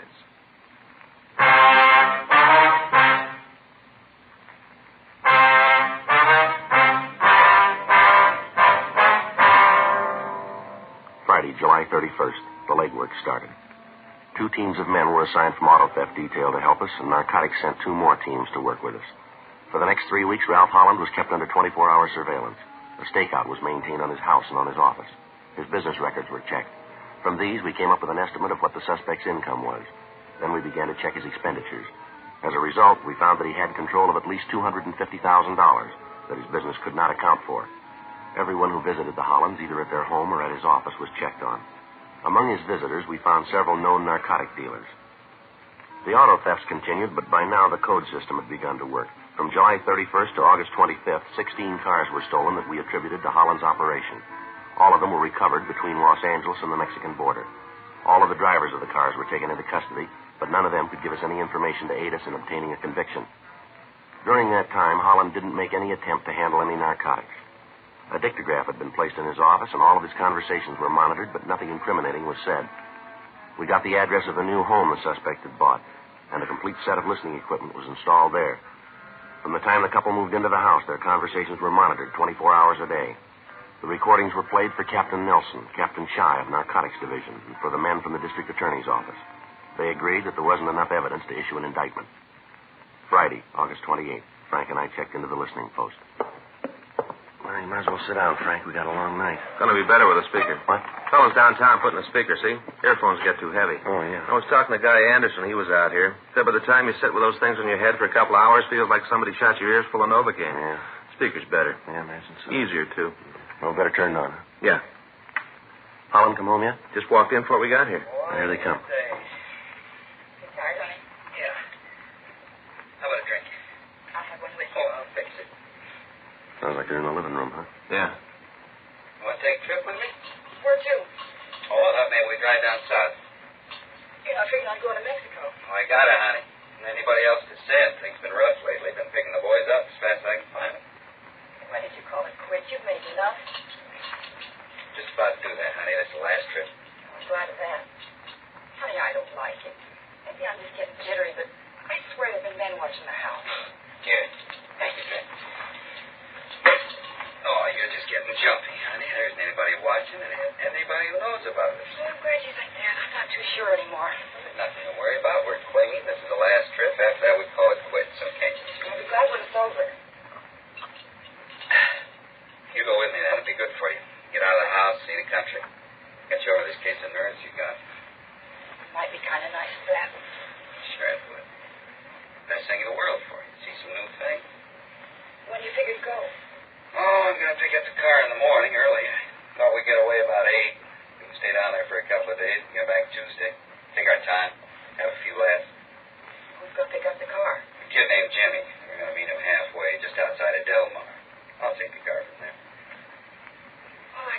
I'll be glad when it's over. I know how you feel, honey. I give you my word. Tomorrow, that's the end of it.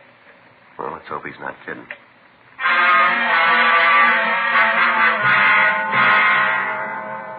The following morning at 6:30 a.m., Frank and I, along with the men from Narcotics Division, were parked down the street from the Holland home.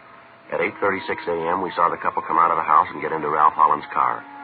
They drove out to Sepulveda Boulevard and they turned south. All units of the state police had been notified to watch for the car. Members of the sheriff's department were stationed along the road just outside Del Mar. If we could take Holland into custody while he was in the possession of a stolen car and confront him with the stories of the two suspects we picked up earlier, George Summers and Harry Sloan, we felt that there was a good chance that he might confess. In any event, we'd be able to bring him to trial on a grand theft auto charge. The meet was made with the man who'd stolen the car as scheduled, and Holland started to drive south to the border. Men from the sheriff's department took the thief into custody, and we followed Holland. About 4 minutes later, he pulled the car over to the side of the road in front of a small coffee stand. He and his wife got out of the car, and they went into the place. We drove by, and then we doubled back and parked about 100 yards up the road from the stand. Yeah, let's go. The boy should be around back by now. Yeah. All right, come on. Out the end of the counter. Yeah. You Ralph Holland? Yes, what do you want? You driving that green Buick out there? Yeah, so what? Wonder if we could see the registration papers on the car. What for? Police officers. We'd like to see the registration.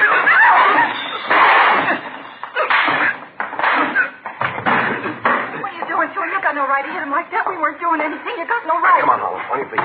You got play a little rough, don't you? We didn't call it. You did. All right, hands are back of you. Stand still.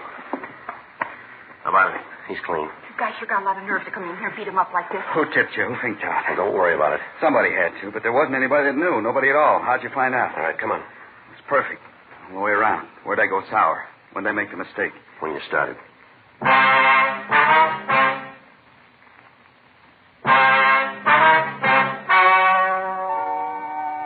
story you have just heard is true. The names were changed to protect the innocent.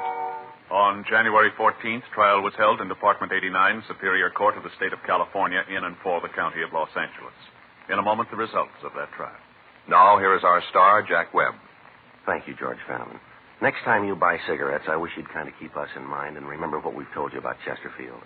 First, with premium quality, highest quality, in both regular and king size.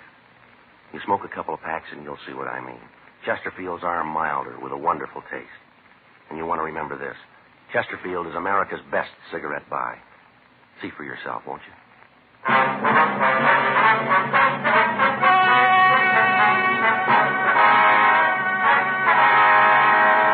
Ralph P. Holland was tried and convicted on 12 counts grand theft auto. His wife, Mildred R. Holland, was tried and convicted of 1 count grand theft auto. 7 other members of the gang were apprehended and brought to trial on the same charges. They all received sentences as prescribed by law. Grand theft auto is punishable by imprisonment in the state penitentiary for a period of not less than 1 or more than 10 years.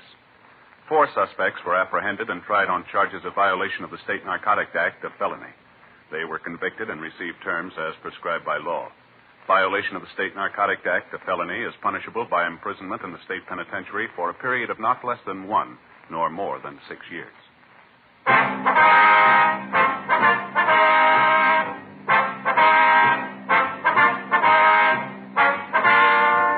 You have just heard Dragnet, a series of authentic cases from official files. Technical advice comes from the Office of Chief of Police W.H. Parker, Los Angeles Police Department. Technical advisors, Captain Jack Donahoe, Sergeant Marty Wynn, Sergeant Vance Frazier. Heard tonight were Ben Alexander, Stacey Harris, Virginia Gregg, Vic Perrin. Script by John Robinson. Music by Walter Schumann. Hal Gibney speaking. For a million laughs, tune in Chesterfield's Martin and Lewis show Tuesday on this same NBC station. And sound off for Chesterfield. Either regular or king size, you'll find premium quality Chesterfields much milder. Chesterfield is best for you. Chesterfield has brought you Dragnet, transcribed from Los Angeles.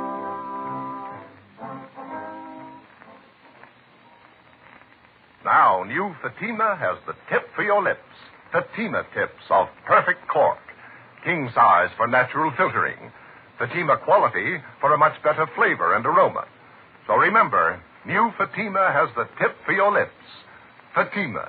See how smooth they are. Remember, Fatima is made by the makers of Chesterfield, Liggett & Myers, one of tobacco's most respected names.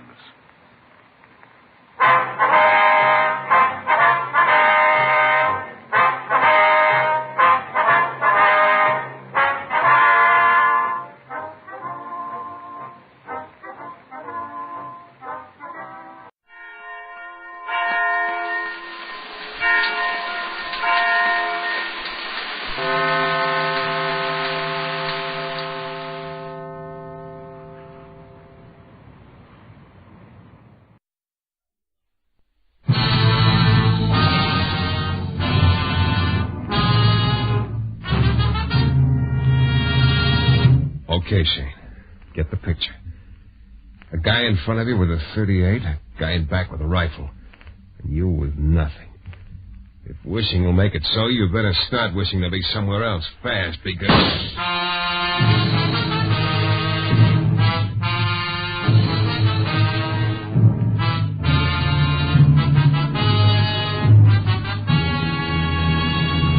Your director, Bill Russo, inviting you to listen to Michael Shayne, that reckless, red-headed Irishman back at his old haunts in New Orleans, in another transcribed episode.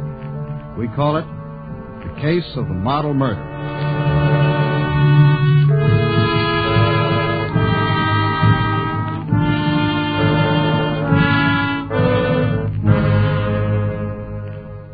Waiter, my compliments to the chef. This shrimp's superb.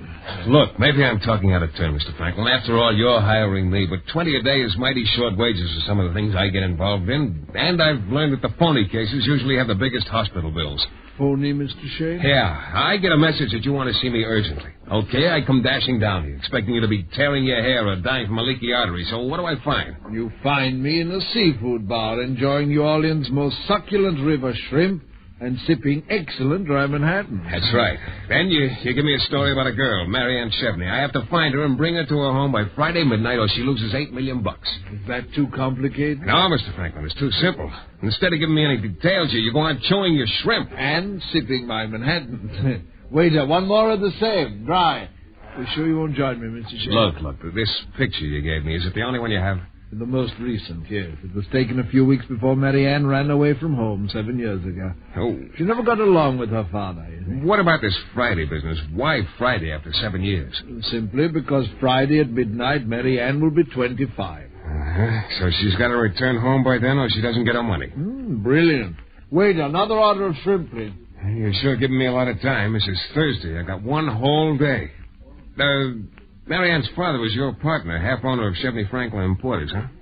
That's right. Chevney died over 3 weeks ago. Why the sudden concern now? Oh, I haven't been idle. I've been running ads for the girl in the papers. Yeah, you've been a busy little bee, you have. Mr. Shayne. All right. What happens to the $8 million if Marianne Chevney doesn't get home in time?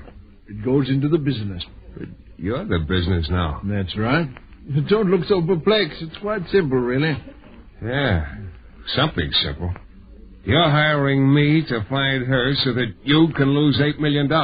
Precisely, Mr. Shayne. Wait up. Another dry Manhattan.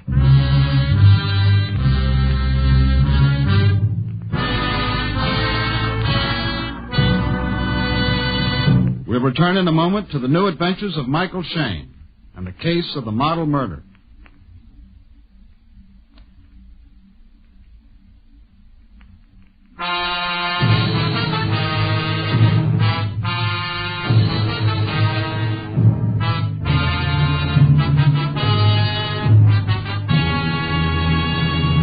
From the minute I walked into the seafood bar at the Carlton Manor Hotel and sat down opposite Franklin of Chevney Franklin Importers, I knew I was walking into something with more angles and a course in advanced geometry.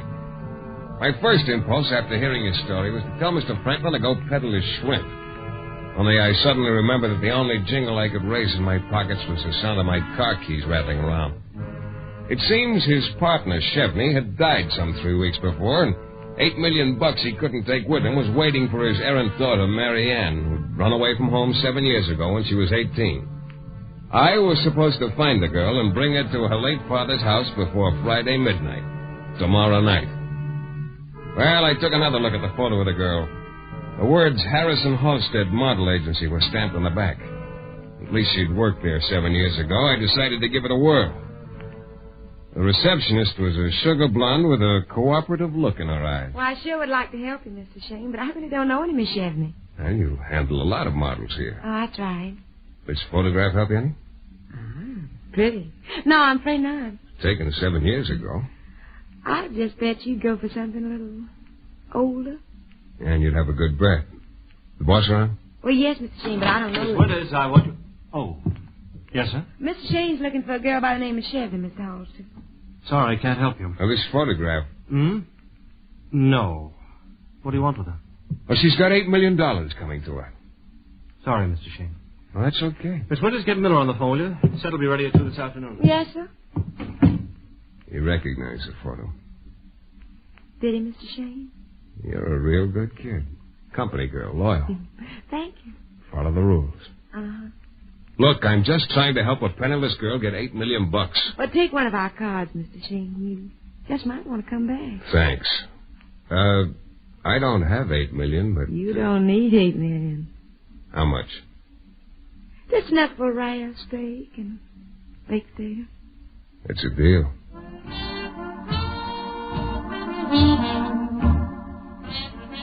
Miss Winters struck me as a girl with the wrong name. Nothing chilly in her attitude. As for this Halstead character, he was one of those guys with a monogram complex. Everywhere you looked, you found H.H. staring you in the face. Harrison Halstead. On his tie, on the pocket of his shirt. Even the cigarette lighter on the reception desk had the same two H's sort of leaning against one another. And the agency card Miss Winters had given me, they were there, too. As I waited for the elevator, I turned the card over. The handwriting was nice and firm. Mady Carter, 2614 Mount York Avenue, might be able to help you. I thought, Shayne, how would you get along without that winning personality of yours? Mady Carter's place was a little bungalow in a court. There was a light on behind curtains. I rang the bell.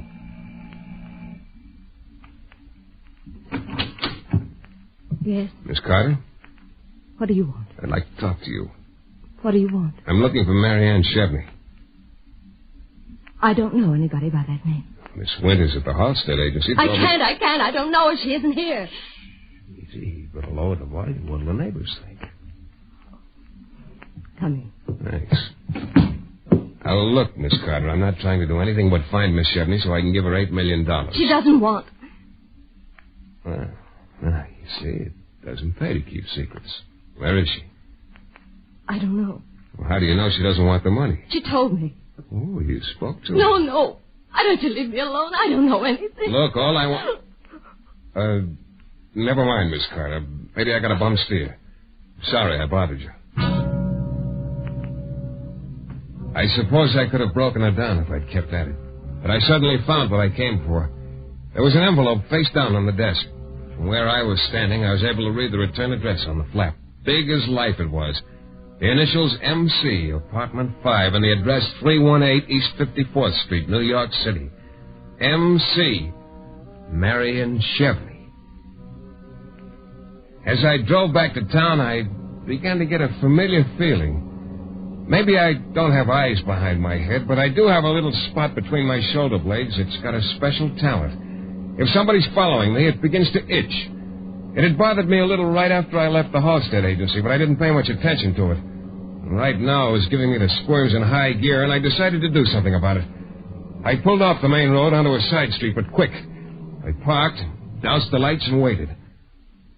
Cars kept going by, and I spotted a maroon job with one light dimmer than the other coming around the block for the second time. This time, it went about 100 yards past me, and then it parked. I waited. Nobody got out of the car. The spot between my shoulders stopped itching. I knew I was on solid ground. I got out of the car and started up the street. I saw the guy behind the wheel of the maroon job looking straight ahead as if he had nothing better to do than just sit there. I pulled the door open and slid into the front seat. Huh? What's doing, champ? Nice tail job. No? Pro job. Oh, you're not so bad yourself. Spotting it. New Orleans does that for me. There's a feel to the city. You must be from out of town. Yeah. Working? Yeah? Jonathan Franklin? Never heard of him. Franklin and Chevney Importers. Bananas, I think. I hate bananas. Who is it? You're doing all the talking, champ. This is a tough town for strangers. Not so tough. You're not so tough either. All right, nice tie you got. Slips up nice and easy. You can't talk, champ, but you can sure listen. That's a very pretty color you're turning out. Let's see. Yeah, shoulder holster, 45 automatic. Okay, you can breathe now, but don't overdo it. And take a tip. I don't like being followed, and strangers in town ought to be courteous. You're a pretty tough boy, Shayne. No, I'm the easygoingest guy in the world. I just don't like being tailed. Remember, mind your manners when you're in a strange city, champ.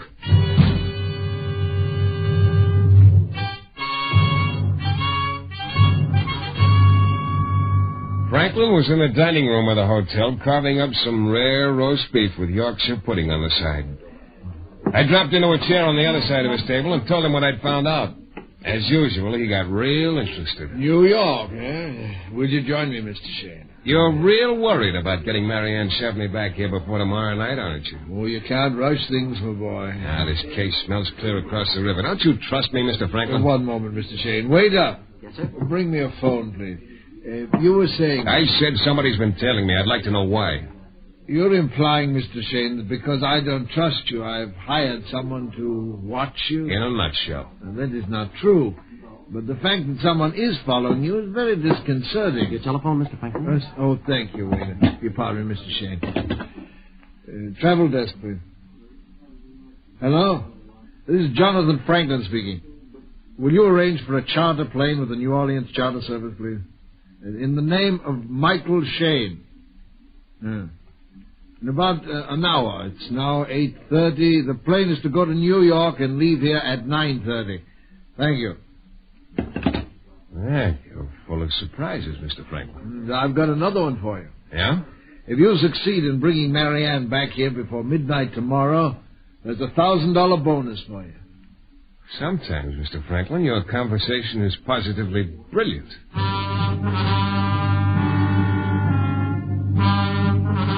A chartered plane to New York and a $1,000 jackpot at the end of the rainbow. I felt like a captain of industry as the plane got the right away from the airport tower and circled in for a landing. New York, great little city. It was 4 o'clock in the morning when the taxi pulled up in front of 518 East 54th Street. I told the cabbie to wait. What's money to me? Took the stairs of the brownstone 2 at a time. Apartment 5 was at the end of the hall on the first floor. I knocked. Nothing happened. I knocked again. Nobody could sleep like that. Then I tried the door. Locked. Apparently Marianne was a dirty stay-out late. Across the hall, the door to apartment number 4 said manager. I walked over and started knocking again. Well, what is it? What is it? I'm sorry to get you out of bed all the time, but I'd like you to open the door to apartment 5. Are you crazy waking a body at 4 in the morning? Look, I'm a private detective. I'm looking for the girl who has that apartment. I want to get in, so I'll be there when she gets home. Private detective? Huh? I'm sorry. If it was a police, it'd be... Does this give me the necessary rank? $5. All right, make it 10. Well, why didn't you tell me he was a private detective in the first place? Come on. Hey, light switch in there. There. Yeah. Make yourself comfortable. Thanks. Here's your pound of flesh. Now, you won't tell her that I let you... What's the matter with you? There. Over there. On the floor in the hall. First, I saw a lot of blonde hair. And then I saw there was a girl attached to it. She probably would have been real pretty without that bullet hole in her forehead.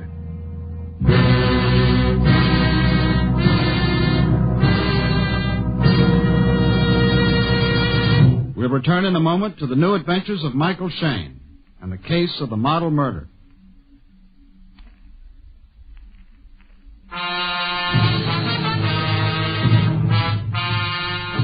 A glutton by the name of Jonathan Franklin had waved an ice-cold scent in front of my nose, but strangely enough, it still had a strong odor.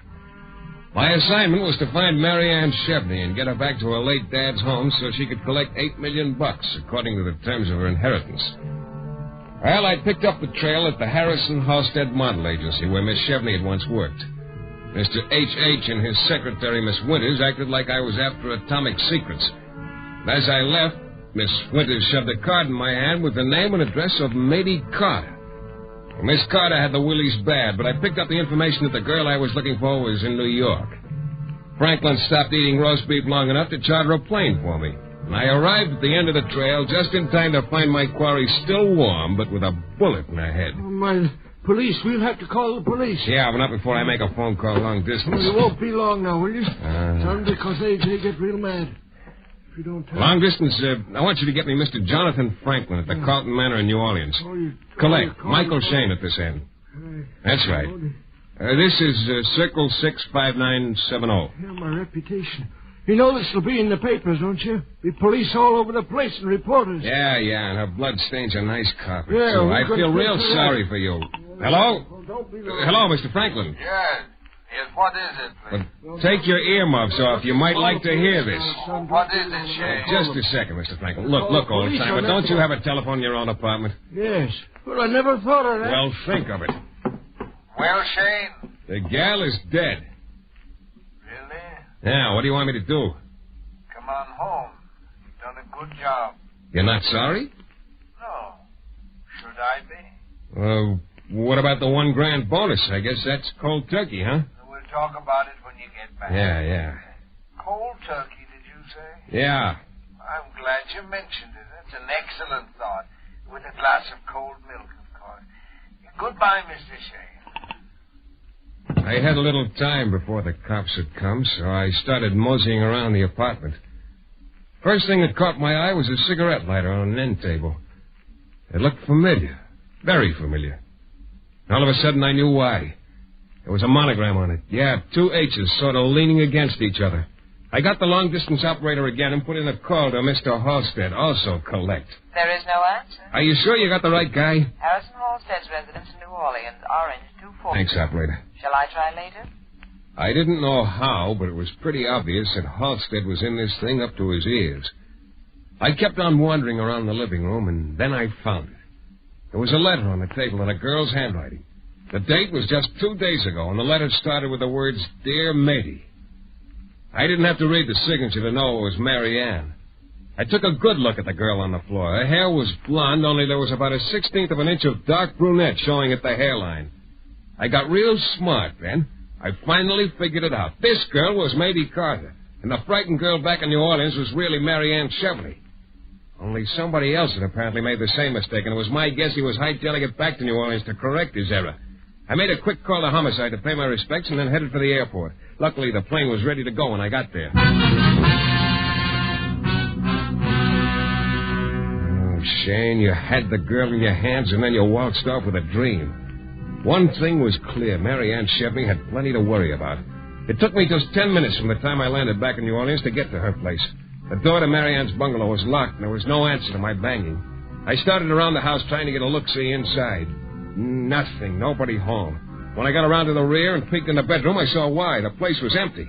Either she decided to run or else she'd been taken on a trip without a return ticket. I scrambled over to the Carlton Manor, and guess what? Yeah, Jonathan Franklin was eating. It seems you made a mistake, Mr. Shayne. How do you know? The papers. Wasn't Mary Ann who was killed in New York. It was a girl by the name of Carter, Madeline Carter. You still want me to find Mary Ann? Oh, of course. Let's see. 3 now. You only have 9 hours left. Would you have some lunch? No, thanks. Don't you ever find time to eat? Yeah, but I'm peculiar. I only eat 3 meals a day.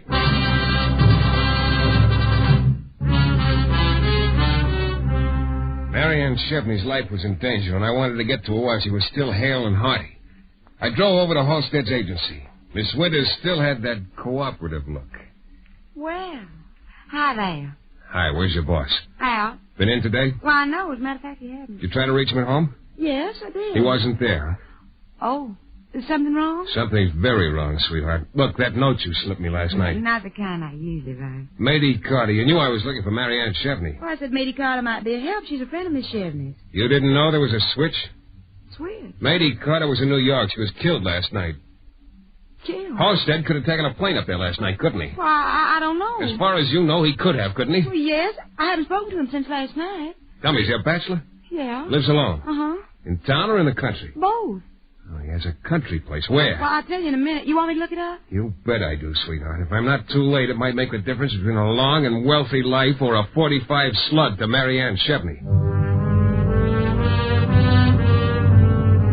It took me almost an hour to drive out to where Halstead had his beach home. The place had a real subtropical flavor, bordering on the Gulf and surrounded by a mass of lush undergrowth and stubby cypress trees. I didn't bother to announce myself. I just barged in. She'd been here, all right. There was a woman's jacket over a chair in the big paneled living room, and her purse half open on the floor. I went to the back door and opened it and looked out. Bounced off a stone, and I caught a glint of the bullet as it whined off on its ricochet. It had come from the left. I ducked back into the house. He had shells to burn, whoever he was. There was no sense my perching like a sitting duck, so I started toward the front. The living room had been empty a moment before, but now there was a man in it, a man with a gun. Halstead. Stop where you are, Mr. Shayne, and raise your hands. Where's Marianne? It's none of your business. I said raise your hands. Now, look, Halstead, don't be coy about this thing. There's a guy out there with a gun, a big gun, and he's got big ideas. So have I. Move back. Against the wall. Look, who's working for who around You've here? been sticking your nose in where it doesn't belong, Shayne. Told you yesterday if there was anything about Marianne Chevney you ought to concern yourself with. What did you do with her? Let's just say she's in protective custody. Yours? As I said, that's none of your business. Hello, champ. What you doing? Still tailing me, huh? Yeah. And this time, no necktie. Very bad taste. Huh? Drop that rifle. I don't think so. You ought to practice more. You missed. Oh, this is real cute. Champ is in the kitchen with a rifle, and you're in here with a pistol, Halstead. You both have a grudge against me, only you can't stop worrying about each other. Shayne, who is that man in the kitchen? I don't know. I haven't figured it out yet, but I think he's after Marianne, too. Aren't you, Champ? Could be, but right now I get more flinch. Missed again. Just stick your head in that doorway once more. Now, Mr. Shayne, I'll give you just 3 seconds to tell me what you want. I told you. I want the truth, now. What difference does it make what I want with the girl if you're already... All right, Shayne, I warned you.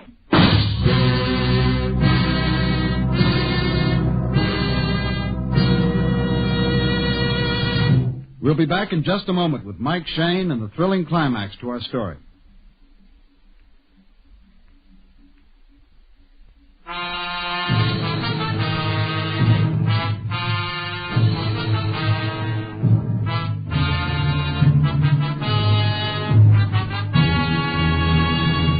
It was a second or two before I realized Halstead had fired at the laddie with the rifle, not me. But I wasn't inclined to administer first aid to Champ lying in the kitchen doorway because from the look on Halstead's face, he was getting ready for a repeat performance. And then I got a shock. Like when the shower suddenly turns from hot to cold. Marianne, the real Marianne, stepped into the room and went over to Halstead. I figured it was time to call a halt and settle who was who. Hello, Marianne. You killed Matey. No, the Champ in the kitchen, it was his work. Why don't you leave me alone, all of you? All I've been trying to do is bring you back to your father's home by midnight tonight so you can inherit the $8 million he left you. Marianne and I were married last night, Shayne. What? Now the matter of her inheritance is my business. So why don't you leave us alone? I will if Marianne or Mrs. Halstead will go back to her father's house. But why, Mr. Shayne? Why should I go back there? Well, if the $8 million doesn't mean anything to you, the 1,000 I stand to collect means plenty to me.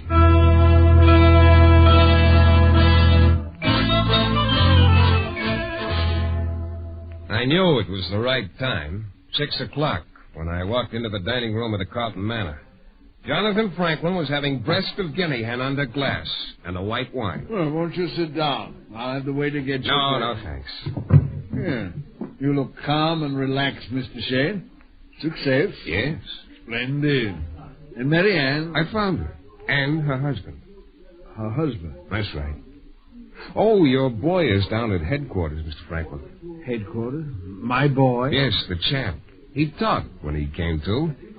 He got a little overeager after he trailed me to Halstead's beach house, and Halstead winged him. Oh.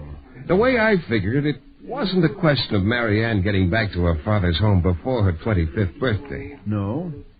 This wine is delicious. 1929 Sauterne. No, it was a question of whether or not she'd reach her 25th birthday.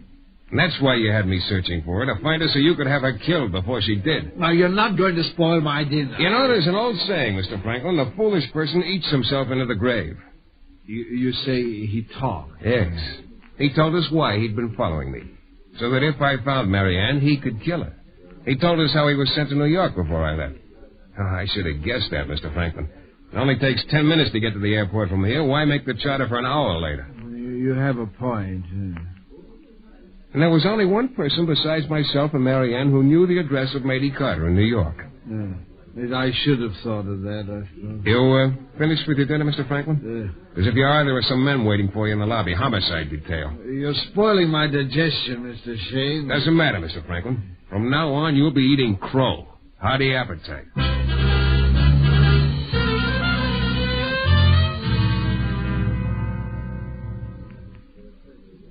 Mike, what I can't understand is why Mr. Franklin was so eager to get his partner's money. He must have made the same amount himself. After all, $8 million. That's enough bait for anybody, sweetheart. With his appetite, maybe he needs $16 million to keep in groceries, especially with prices the way they are today. Oh, Mike. Sugar, you're cute. Now on, eat your steak. And will you have red wine served with it? Waiter, a sparkling burgundy, domestic, year of 1948.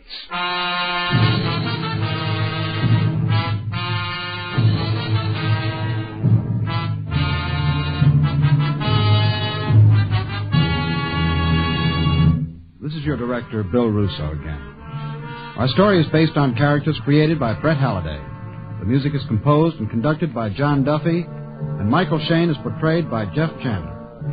The New Adventures of Michael Shayne is a Don W. Sharp production, transcribed in Hollywood and distributed exclusively by the Broadcasters Guild.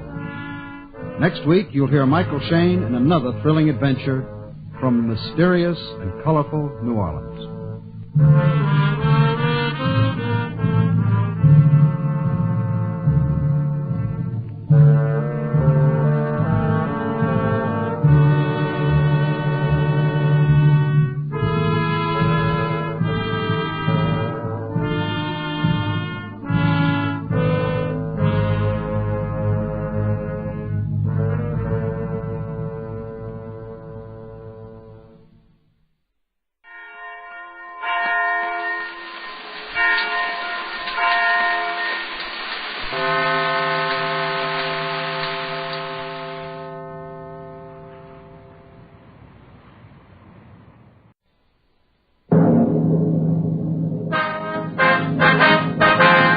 Sound off for Chesterfield. Chesterfield, first with premium quality and best for you. Chesterfield brings you Dragnet.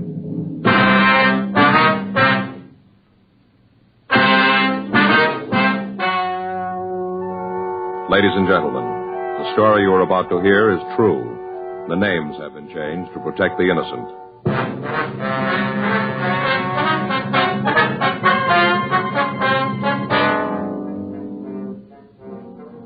You're a detective sergeant. You're assigned the homicide detail. A man has been shot and critically wounded. There's no trace of the suspect. Your job, find him. Here is Chesterfield's record with smokers, and important to you. No adverse effects to the nose, throat, and sinuses from smoking Chesterfield. That's the report of a doctor who has been examining a group of Chesterfield smokers for a full year and 2 months, as a part of a program supervised by a responsible independent research laboratory. Don't you want to try a cigarette with a record like this? Chesterfield, first with premium quality. Chesterfield, first choice of young America. And that's from a survey made in 274 colleges and universities. Try Chesterfields today. Chesterfield, regular or king size. They're much milder and best for you.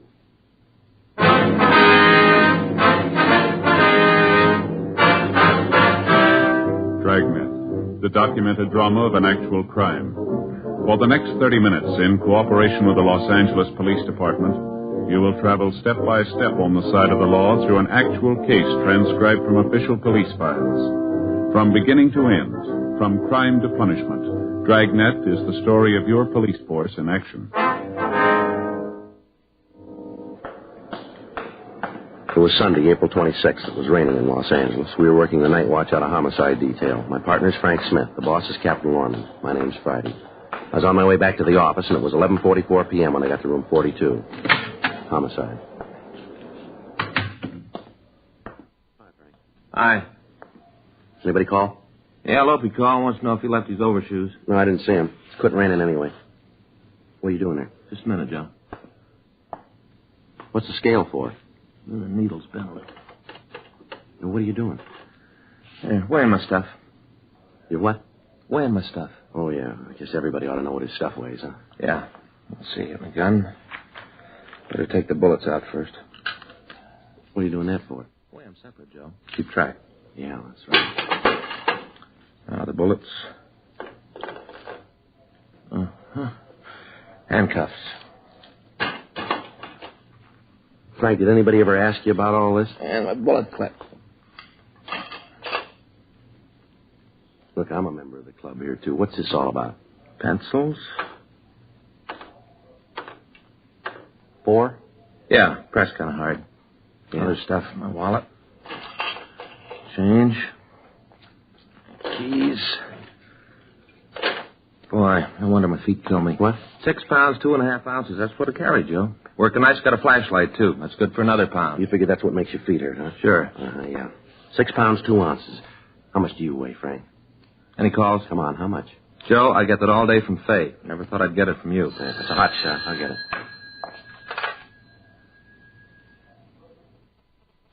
What do you got? Shooting on East Brando. 11:45 p.m. We swung out of the City Hall garage and headed south on Main Street. The streets were still wet after the rain. Code 3, red light and siren. And even with that, driving a fast car is no picnic. You can be wrong at every corner. Big buildings to block off the sound of your siren. Cars to shield the red light from oncoming motorists. It's no fun. There'd been a shooting and we had to get there. As Frank and I swung around the last streetcar on Main Street and picked up Berendo, we heard the police radio operator dispatching ambulance G13 to the address we were headed for. We didn't know what direction the ambulance would come from, so for the next few blocks we drove with added caution, knowing that our siren would keep us from hearing theirs. 5 blocks ahead through the mist, we could see the red lights of a police car parked at the curb. A radio car in the area had gotten the call and answered it immediately. It was 11:52 p.m. when we pulled up in front of 1981 East Berendo. The large house was dark. 2 neighborhood women stood in the driveway and directed us to the back of the house where we found the officers from Unit 1A6. We checked with them and got the information that they'd come up with. They suggested that they canvass the immediate area for any information on the assailant. Frank and I went in through the back door of the house. The victim lay on the floor. He was unconscious and bleeding profusely. His head was held in the lap of another man. Are you the doctor? No, sir. We're police officers. The ambulance is on the way here. If I could just stop the bleeding. It's his chest. Do you know who did this? No. Has he been conscious at all since you've been here? Just for a second. Did he say anything? Well, I heard the shot and came right over. He was laying here on the floor, right here. Poor guy. Yes, sir. Did he say anything? Help me. That's all he said. Help me. I didn't know what to do. I got this towel from the sink and tried to stop the bleeding. This and my handkerchief, that's all I had. Can't do much, but I had to try. I had to keep pressing. That's all I could think of. Keep pressing to try to stop it. Yes, sir. Do you feel all right, sir? Oh, yes, I'm all right. Got to help him.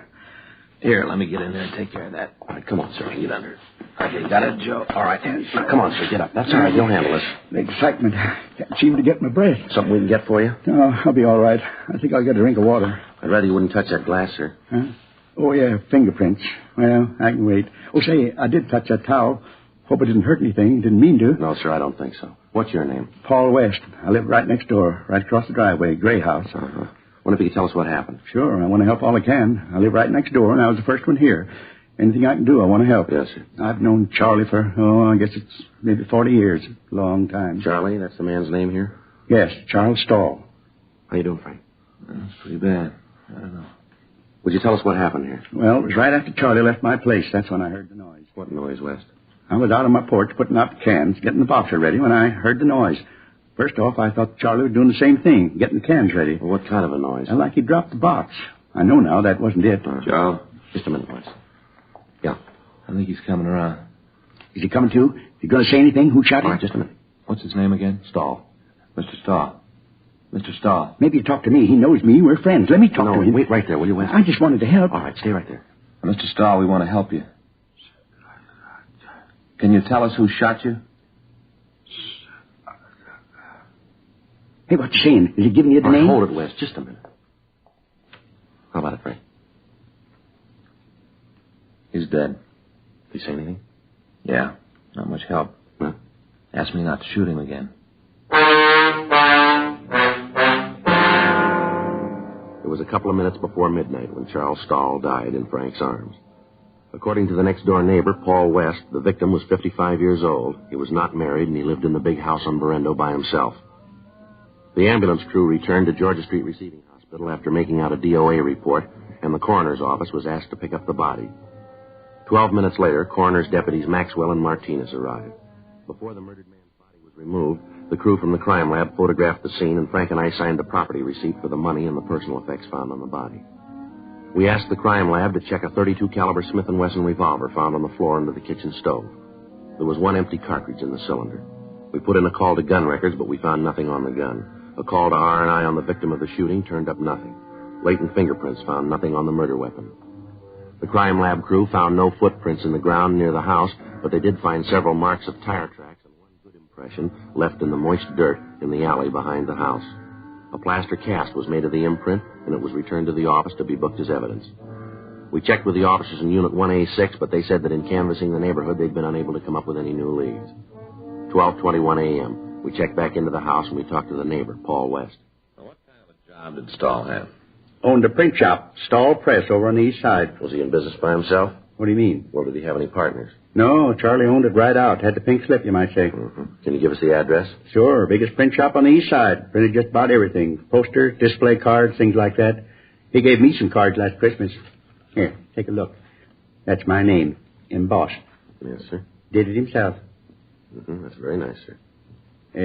Can I have that back, please? Oh, sure. Here. Embossed. Anybody in the shop with him? Any employees? Well, there's the Becker kids, Pete and Alvin. They work in the shop, do they? Yeah, I've been with him. I guess it's been about 5 years. How's he get along with them, would you know? Fine. I never heard about any trouble. I've been kind of friends with the family. Charlie was pretty fond of them. Did he have any personal enemies, maybe because of the business? No, not that I know of. Uh-huh. How long did you say you've known Stahl? Been about 40 years. We grew up together. I see. His father and mine built these houses at the same time. Charlie and I went to school together.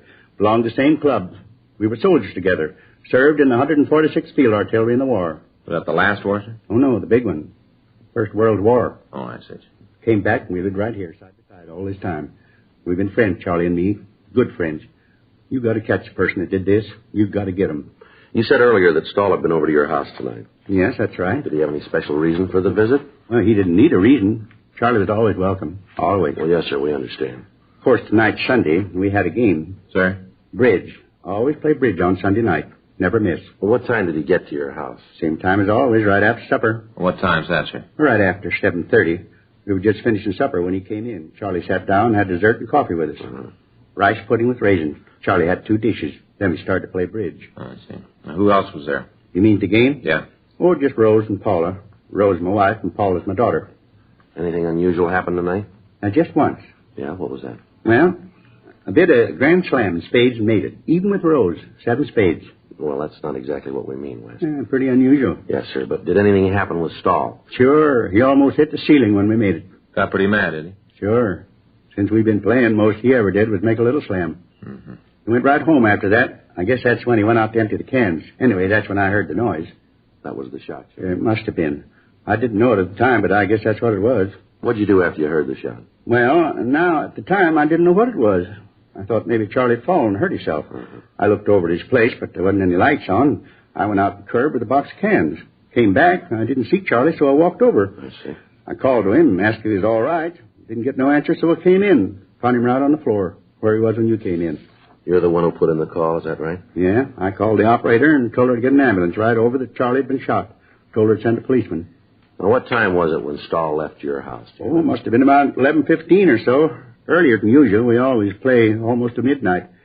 I guess Charlie got miffed about the grand slam I made, and then Paula kidded him about the woman. What woman is that? Oh, it wasn't anything. I went out and looked. Nobody there. Sir? A couple of times Charlie thought he heard a woman coughing outside the window by his house. I went over to the window, looked out there, but there wasn't anybody there.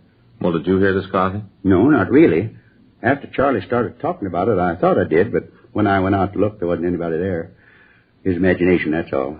He was mad because of the slam. Well, did you hear anything at all when you were out and back? Huh? Well, when you went into Stahl's house, did you hear anybody around? A car, maybe? Something like that? No, not a soul. Wes, could somebody have gone out the front of the house when you came in the back? Wouldn't seem it could be. I'd have heard him if they did. Well, then you'd say that whoever shot Stahl wasn't in the house when you went in, is that it? Pretty sure about that. Of course, they might have left before I went in. Sir? Well, I'd already took the box of cans out the front after I heard the noise. If there's anybody in the house, they could have gotten out then. But you didn't see anybody, did you? No, nobody at all. Do you know if Stahl has any relatives in Los Angeles? No. He hasn't, huh? Hasn't got any place, none at all. Always kind of worried him. Why is that? Well, he used to say he didn't have any folks to leave his things to. The house, print shop. Mm-hmm. He made a will, though. All legal with a seal and all. Official. He used to talk to me about it. I see. You know who the beneficiary was, would you? Not now. What? Well, I knew who it was, but he said he was going to change it. Said he was going to put a new name on. Well, did he say whose? Nope. Just said I'd be surprised. We looked through the victim's desk for the will.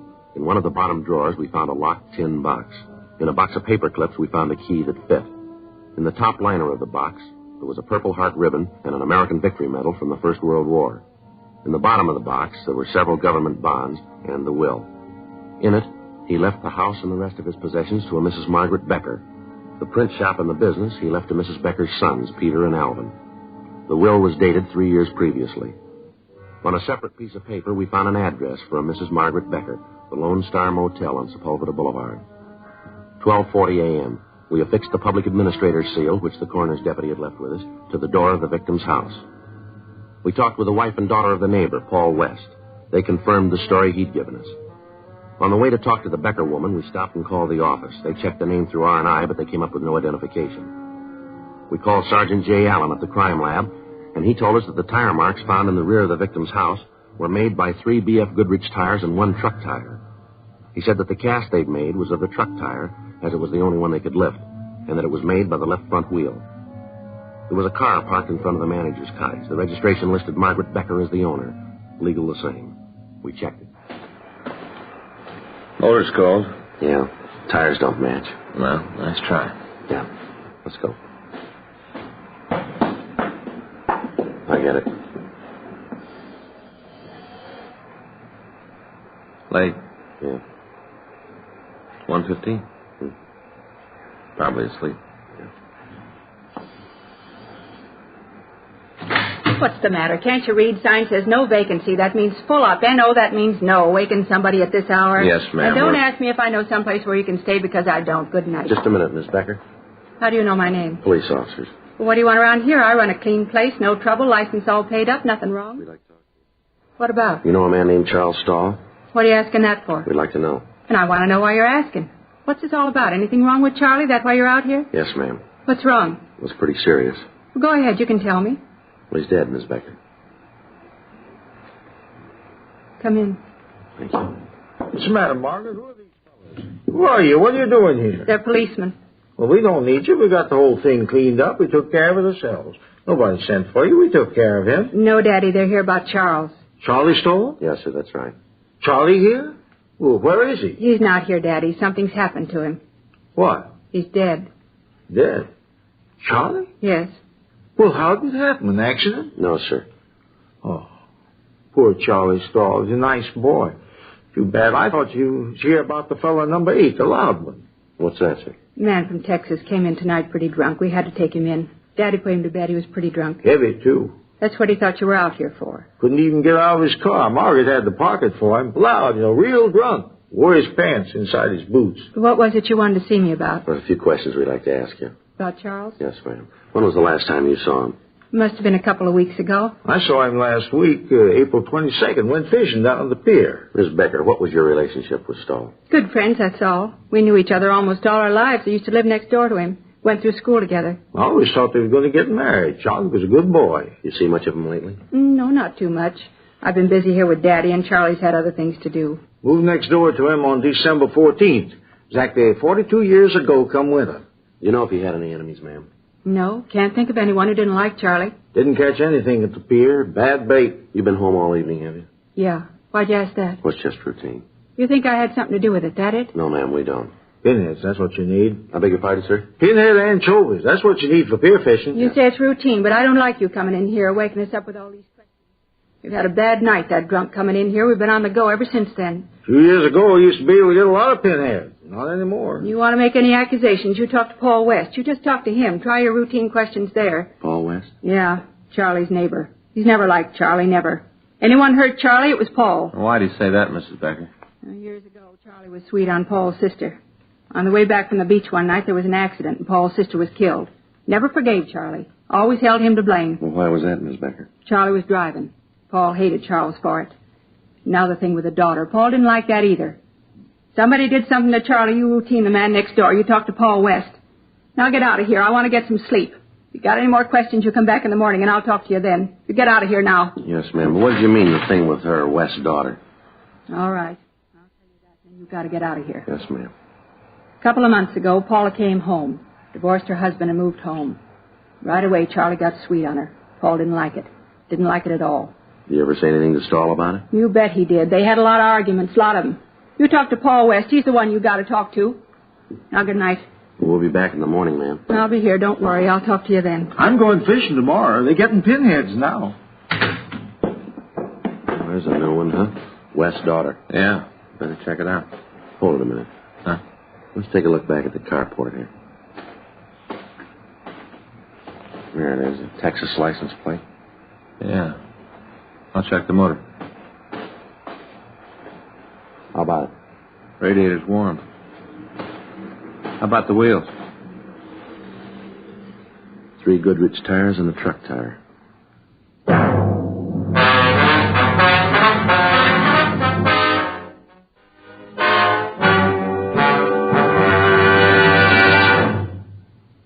You are listening to Dragnet, the authentic story of your police force in action.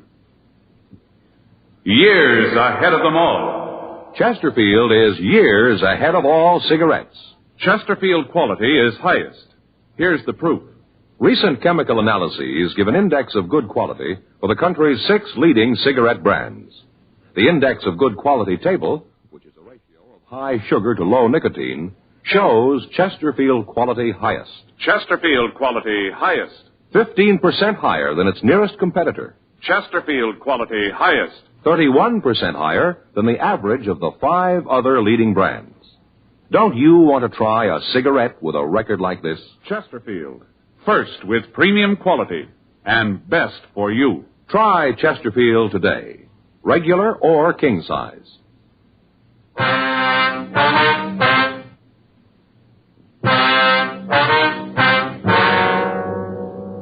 The information we'd gotten from the crime lab gave us the make of the tires that had left the imprints in back of the victim's house. 3 of the tires had been identified as being of Goodrich make. The 4th was a truck tire. The car we'd found in the carport of cabin number 8 had tires that matched the description. 1:26 a.m. We went back to talk to Margaret Becker. I'd like to know just what this is all about. Why you're snooping around asking questions. Now, why don't you come right on out with it? Come on, you think I had something to do with Charlie being dead, isn't that it? No, ma'am, we told you before. This is just a routine investigation. We're trying to get the facts here. You still haven't told us about Charlie. Was he killed? Yes, ma'am. You think I did it? We didn't say that. Not in so many words you didn't, but that's what you meant. You found the will. That's what made you think it was me, isn't that it? You knew about the will, didn't you? Certainly I knew about it. Charles told me when he had it drawn up. Said he didn't have anybody else, wanted to see that me and the boys were taken care of. Too bad about Charlie Stahl. He's a good boy. He's going to take care of Margaret. He ever say anything to you about changing the will? Yes. Told me about it the last time I saw him. Had lunch together, and he told me then. Tell you what changes he was going to make? No, not right out. Didn't have to. I knew. I could tell. The way he's been acting lately, I could tell. So could I. Well, what do you mean, the way he's been acting? Was there anything wrong? Well, this thing with Paula. Told you about that. Charlie's been acting like a fool, falling all over her, gushing sweet talk. Silly. Mm-hmm. Well, she had him in a trance. Her just 25 and him 55. Talk about spring and winter. Well, that was them.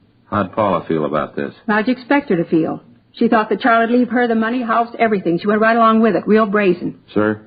Yeah? You said earlier that you thought your daughter and Mr. Stahl might get married. Is that right? You better did. They always been in love. Daddy, that's not true. Well, it is, too. I'm your father now. You show a little respect. After that no-good Becca walked out on Maggie, she and Charlie started to see each other again. Went real nice. Then Paula come into town, and Charlie Stahl took up with her. Mm-hmm. Charlie Stahl made out his will so that everything went to Margaret and the kids. Then he decided he'd change it. You knew about the will, too, huh? Sure, I was a friend of Charlie's. We used to go fishing all the time. Talk about things. I told him that he was wrong to even think of changing his will. I told him that it was wrong. What time did you say that car from Texas got in, man? I told you, about 10:15. Well, ma'am, is it possible that somebody could have taken the car out without you knowing about it? Hey, wait a minute, Margaret. That ain't right. What? It wasn't that late. It was only about 8 when he come in. I remember because I was in bed at 8:30. I put him to bed and then come back and went to bed myself. I wanted to get some sleep going fishing in the morning. You pretty sure about the time, are you? Well, you bet. I remember because I got in bed and turned on the radio. Listened to that radio program about the detective. Fell asleep before the end. Never did find out who stole the jewels and did the murder. What was your daughter doing when you came back? Just sitting there. She went out to put the car away, and I went to bed. Mm-hmm. How long was she outside? I don't know, a few minutes, I guess. Can you tell us a little closer than that? Not very well. I told you I went to sleep. I didn't hear her come in. Miss Becker, I wonder if you'd get dressed, please. We'd like to talk to you downtown.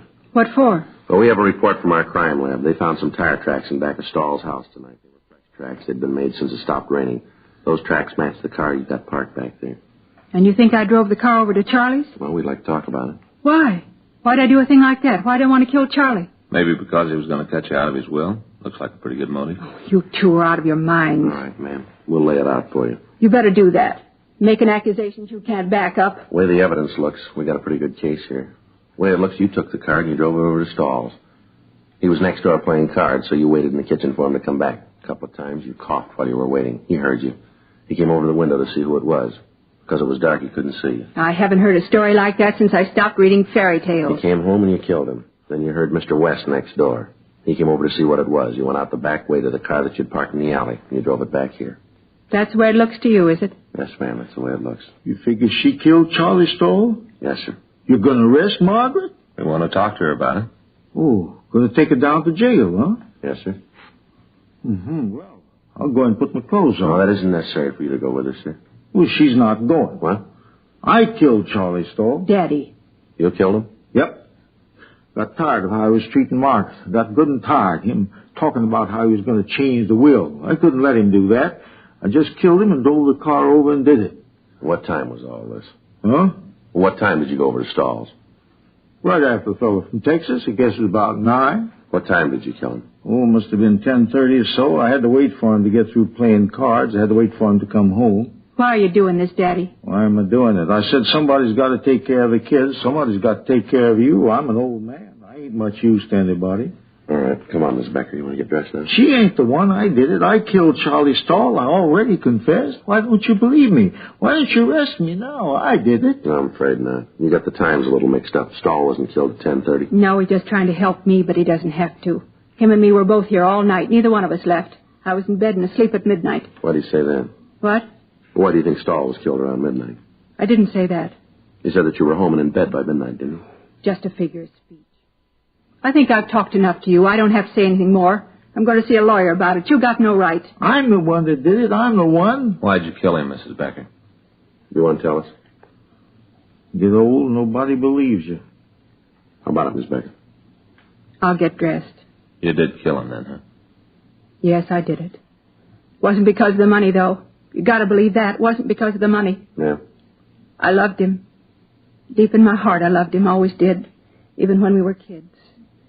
I thought he was going to marry me. Then he met Paula. You shouldn't have done it, Margaret. I loved him and he didn't want me. He wanted Paula. You know what that's like? What's that? Love somebody and them not want you. Begins to eat at you. Pretty soon you can't stand it anymore. That's why I did it. Not for the money, you understand. I just wanted him. Yeah. Just him. That's all I wanted. Not his money. You believe that? I never wanted his money. I just wanted him. You believe that? Well, it really doesn't make any difference, does it? How do you mean? You didn't get either one.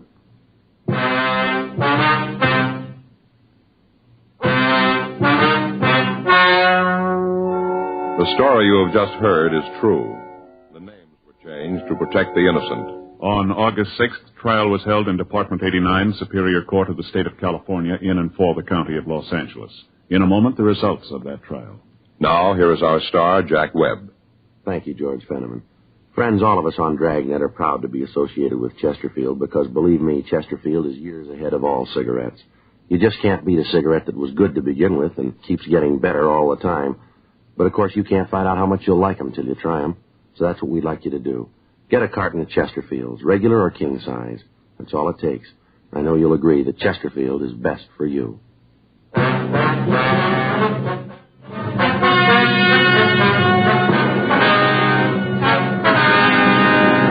Margaret Alice Becker was tried and convicted of murder in the first degree. She was sentenced to life imprisonment on the California Institute for Women, Corona, California. Further investigation proved that the suspect's father, John Samuel Woodbridge, was not implicated in the murder. He was not held.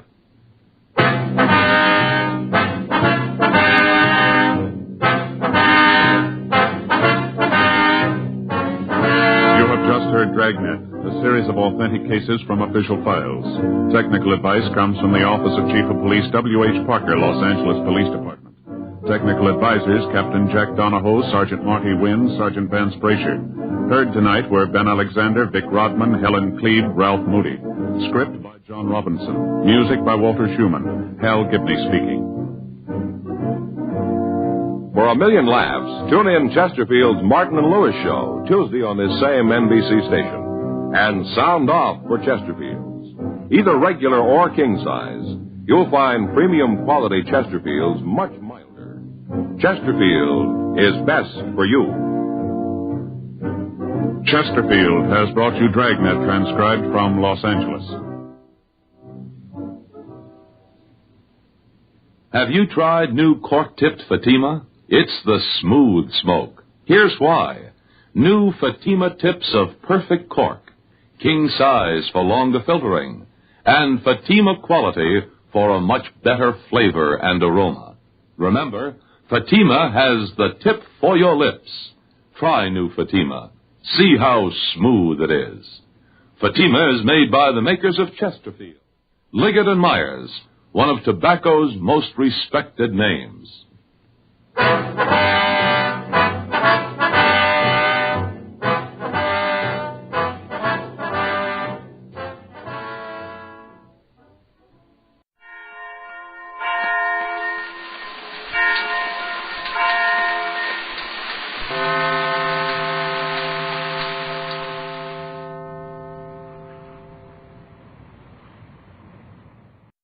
Ladies and gentlemen, the American Broadcasting Company brings to its entire network one of radio's most unusual programs. Pat Novak, for hire.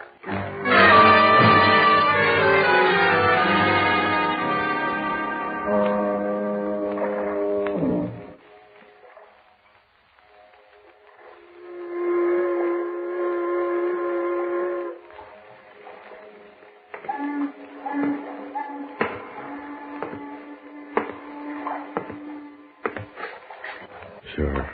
I'm Pat Novak, for hire.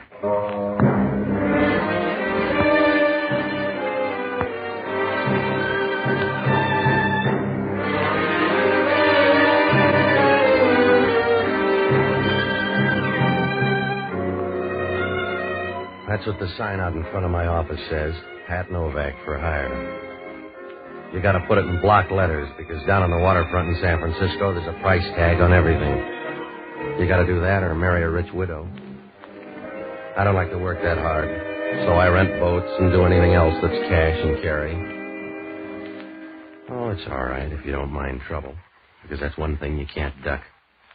It's like trying to dance the minuet in skis, and the best trouble always looks good from the outside. You're all smiles and feel like a kid opening a hand grenade under the Christmas tree. I found that out Tuesday night. It was around 7 o'clock. I was getting ready to close the office when this little guy showed up. He was about the size of a golf bag with arms. And if he had a cigar box, he could see over a pool table. He walked up to the desk and started talking in a voice that made you think he was trying to put Lily Pons out of work. Hello, you Novak? You're doing all right so far. What's on your mind? I'm Jackie Gregg. You heard of me, huh? You're the shy type, I know. I'm Jackie Gregg, the jockey. You heard of me, huh? All right, now I heard of you. Put the show on the road. I'm looking for a horse. You want to find me a horse? Yeah, I breed him in the back room. What color do you want? You're so tough I gotta take that from you? Calm down before you wind up in a boys' choir. If you got anything to sell, put it on the line or beat it. I'm riding a horse tomorrow called Fleet Lady. She's disappeared. She's not here. I'm supposed to ride the 6th race with her tomorrow. The Bonanza handicap, and she's gone. All right, she's gone. Maybe your horse likes to go out at night. I haven't seen her. Get to the point. I'll give you $200 to find that horse. Somebody took her in a van. I trailed her down here at the waterfront. But you lost him up at the ferry building. That's right. Something funny's going on. My mount disappeared, and you gotta find her. This is a big waterfront, and where's the $200? You'll get that all right. Down by Pier 19. The van turned in. Think you can find Fleet Lady? I don't know. Who owns her? Woman named Sybil Thornton. She's mixed up, I think. Yeah. Why steal your own horse? I don't know. Run a ringer, maybe. That's a tough trick. This woman's got some good ones. You want the $200? Yeah. How are the odds? What's the difference? You're going to open a book? You better take the $200 now. Yeah, the dough will keep. You sound frightened, Junior. And you sound nosy. Here's the $200. I want you to find the horse. You let me know at the Kingston Hotel, huh? Sure. And if you don't find anything around the waterfront, maybe you better try the track. Ask around there. Yeah. By the way, how do you fit in? How come you got $200 interest in that horse? Maybe I love horses. What do you care if maybe I love horses? I don't. A guy like you's got to love something.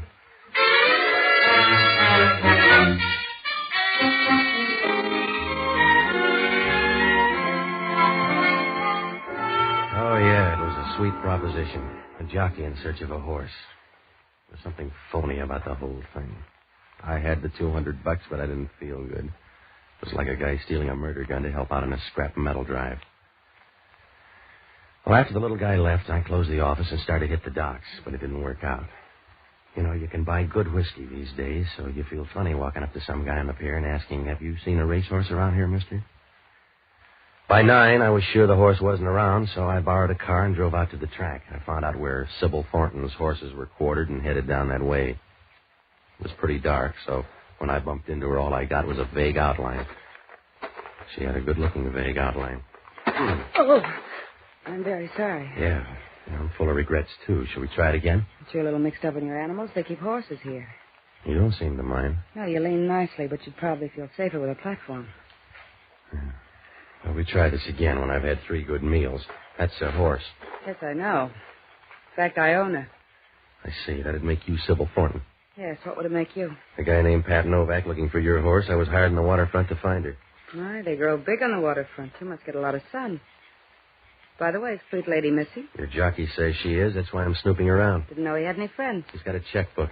How about Fleet Lady? Is she tucked in bed? Yes. Well, let's take a look, huh?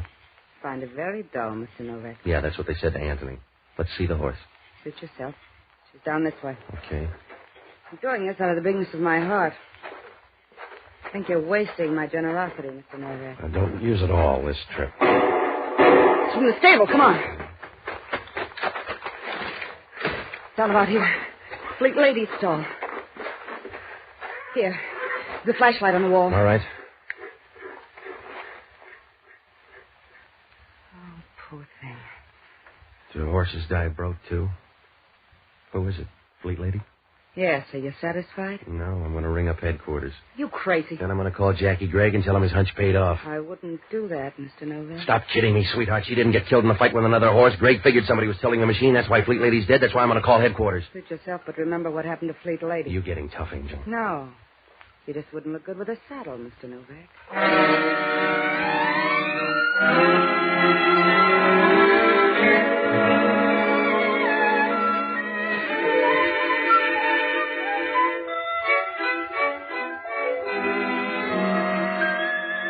Well, I watched her as she turned and walked out of there.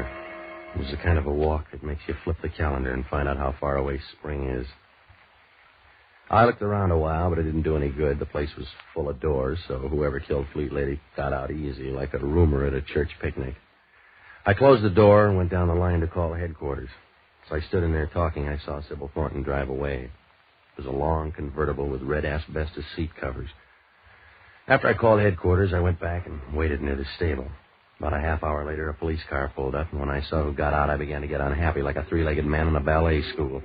It was Hellman from Homicide, and he had a squad with him. All right, I'll talk to him. Hello, Novak. Where's your trainer? Your boys get paid to laugh at you, Hellman. I don't. Yeah, where's the horse? What are you doing on the case? I came for the ride. You mind, Novak? No, I just wondered if they wised up downtown. Huh? Because you could find a dead horse, Hellman. If they staked it out in the middle of Market Street, you'd find it before long. I'll try this time. Where is it? Stall 18 over there. Keep an eye on him, boys. I'll be back in a minute. In here, Novak? Yeah, the one with the teeth like yours. You better shut up, Novak. Don't get jumpy. You haven't seen the horse. Just shut up, huh? It wasn't going to be much of a conversation anyway. What color horse was that, Novak? What do you mean? Take a look at it. Yeah, I did. I just took a look. It's a smart horse, Novak. What? That's right. That dead horse in there is wearing a double-breasted suit.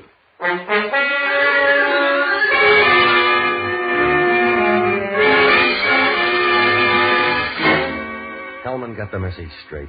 I walked in and took a look. Jackie Gregg was lying there on the floor as dead as last year's love. The sickness didn't show until we rolled him over on his stomach. Somebody had gone duck hunting in the middle of his back. I began to feel a little sick myself, and I was ready to send up for the same gun when Hellman started to talk. You forgot to mention the guy when you phoned headquarters. He wasn't there. I was in here before, and the guy wasn't around. What was he doing under the horse? I don't know. Hellman, maybe he crawled out of a crack. I don't know. There were 2 shots. I came in and found the horse. Yeah? Check the horse. You're trying to tell me the horse shot back? Who is he? A guy by the name of Jackie Gregg. He gave me $200 to find a missing horse. Yeah? A horse called Fleet Lady running into Mars Handicap. This is the end of the line. How do you know it's the same one? I don't. Maybe you got to be a horse to tell. Why don't you ask one of your boys?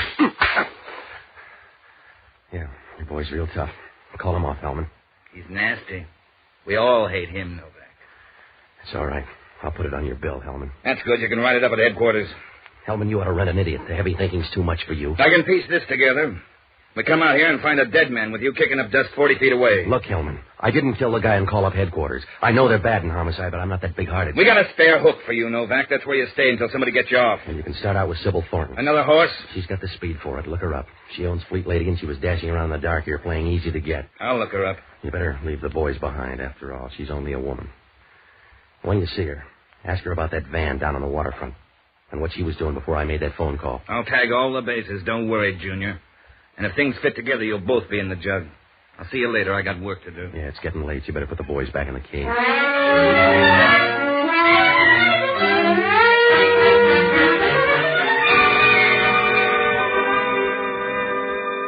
I began to worry after Hellman left. There was no murder gun, and he didn't have too much to go on, but there was no one else wanted my job. Oh, I knew the girl was going to have an alibi. I was the last guy that Jackie Gregg had seen. I had about as much chance as a fat girl at a Princeton prom. Hellman didn't like me, and he was a smart cop with a disposition like a ton of rhubarb. Well, I had to start right from scratch. I felt like Adam the first morning he woke up. So I looked up a guy named Jocko Madigan, an ex-doctor and a boozer who would give you a lift if you show him where the stirrups are. Well, he's a good guy, but he thinks all food makes a gurgle. I hit all the bars and finally found him up at Maggie Nielsen's apartment. She's a good-looking voice that lives up on the hill, and Jocko was working his way into her liquor supply. Hello, Patsy. You're just in time to join me for my first drink of the evening, or one of my first, at least. Yeah, I see. Maggie's not here, but I found her whiskey. It was in plain sight, locked in the closet under some newspapers. All right, Jocko, when are you going to sober up? Oh, I plan to do it briefly on April 1st, when the rest of the world plays the fool also. Look, I'm in trouble, Jocko. You got to help me. Good. I've a special bottle I use to forget your troubles. Now, look, stop caressing that jug and listen to me. I'm in a jam. Patsy, there's nothing in nature so sad as a half-empty bottle. It's like a broken vow or an unfulfilled promise in the skies. A falling star, almost. All right, Jocko. A falling star, and you shrug it off, never realizing that a whole world is ended at that moment. Yeah. 100 million dreams, maybe, and you watch it fall and make an asinine wish. That's all the good it does a star to fall. It gives some kid a chance to wish for a bicycle. You all finished now, Jocko? Yes. What kind of trouble? Anything I could aggravate? I'm mixed up out at the track. A guy by the name of Jackie Gregg is dead, and I don't look good. Oh, Hellman? Yeah. The guy's a jockey, and he hired me to find a horse named Fleet Lady. Did you? The horse and the jockey ran a dead heat, but there's something funny about the whole deal. Did you talk to the jockey? No, not enough. Oh, Patsy, you've got to break yourself of the habit of waiting until people are dead before you think of a question. Jocko, I want you to hit all the horse rooms. Find out what you can about the 6th race tomorrow. It's the Bonanza Handicap. Now, hurry up, will you? If it's the 6th race, why can't we wait a while? Start now. Get everything you can and call me. I'll leave a message at your place. Where are you going? I don't know. Maybe up to see the girl. Oh, Patsy, you're going to be waving at the hangman's wife when they spring the trap door. I gotta see her. She owns Fleet Lady. Well, why don't I see her? She's got a stake somewhere, and I got a lot of questions. What could you do up there? Ah, yes. If it weren't an academic question, I'd argue the point. Oh, it looked like a bum deal right from the start. Patsy, you have the instinct for recognizing trouble, but not the intelligence to duck it. Save your breath, will you? You're like a man walking under a scaffold on a building. You realize it may crash down and kill you, but instead of hugging the building where you can't get hurt, like every other dope, you scurry for the edge of the sidewalk where you're bound to get hit if it falls. Jocko, will you get out to those horse parlors? I need facts, not fables. Now give me a hand. All right. Give my love to Fleet Lady. Her name's Sybil Thornton. I'll bet I'm not far wrong. Good night, lover.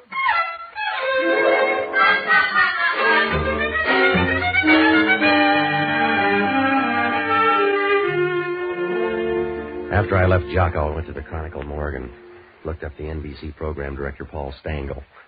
We pulled out the clips on Sybil Thornton. They were nice and fat because she'd been to Reno 4 times and hadn't broke training for years. She'd been traded around more than a Red Sox pitcher. The clipping said she was 32. There were a lot of pictures. And from her eyes, you got the idea she was around 35. But there were arguments the other way, too. Well, there weren't any stories on her for the last few months, just a few items from the columns. They all said the same thing. She was hitting the night spots with a gambler named Rudy Hauser. There were pictures of him, too. Now, he would look good in a cave with heavy curtains. I asked Paul. He said Hauser had a gambling place out on Geary, so I took a cab out there. For $10, the guy at the door said Sybil Thornton had left the place an hour ago. That made me feel good. When Hauser opened the door to his office, I lost the glow. Yeah? What's with you? I got a problem. You got the wrong door. Well, you can't get any tougher, so I'm coming in. Suit yourself. I never throw anybody out until I'm sure they've lost all their money. What's on your mind? A horse named Fleet Lady. She disappeared at 7 o'clock tonight.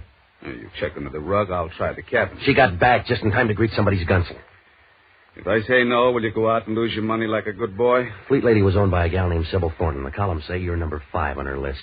Well, they never lie. The whiskey's too good. Also, a little bird says she was in your office an hour ago. That's right. She said your name's Novak. Yeah. Next time you got a bombshell, give it a test run. With Fleet Lady dead, your money's going to look real good in the 6 tomorrow. Well, it makes you think the gal would throw a race. For the same reason she goes out with you? Huh? When a gal takes a Great Dane like you out in public, it generally means the guy's a few bucks ahead of her. You want to fight the team now, Novak? And just remember, sometimes you can't be right and a gentleman, too. Yeah. I hope that's the way you feel when they pick you up for Jackie Gregg's murder. Huh? Oh, you do a real nice double take, mister. The jockey checked out with a horse. I didn't know that, Novak. Yeah, with no brains, you built this gambling club. I didn't know he was dead. If I told you that, Novak, I meant it. He's all right for a little punk.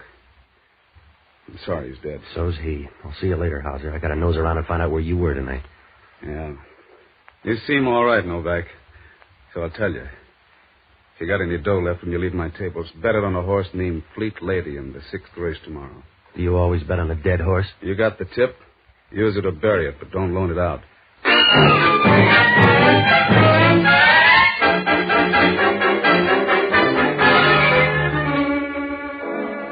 Oh, the case was a regular grab bag when I walked out of Hauser's office. I began to tick off the things that didn't add up. First on the list was that van down on the waterfront. If it was Fleet Lady, who got shot in the stable?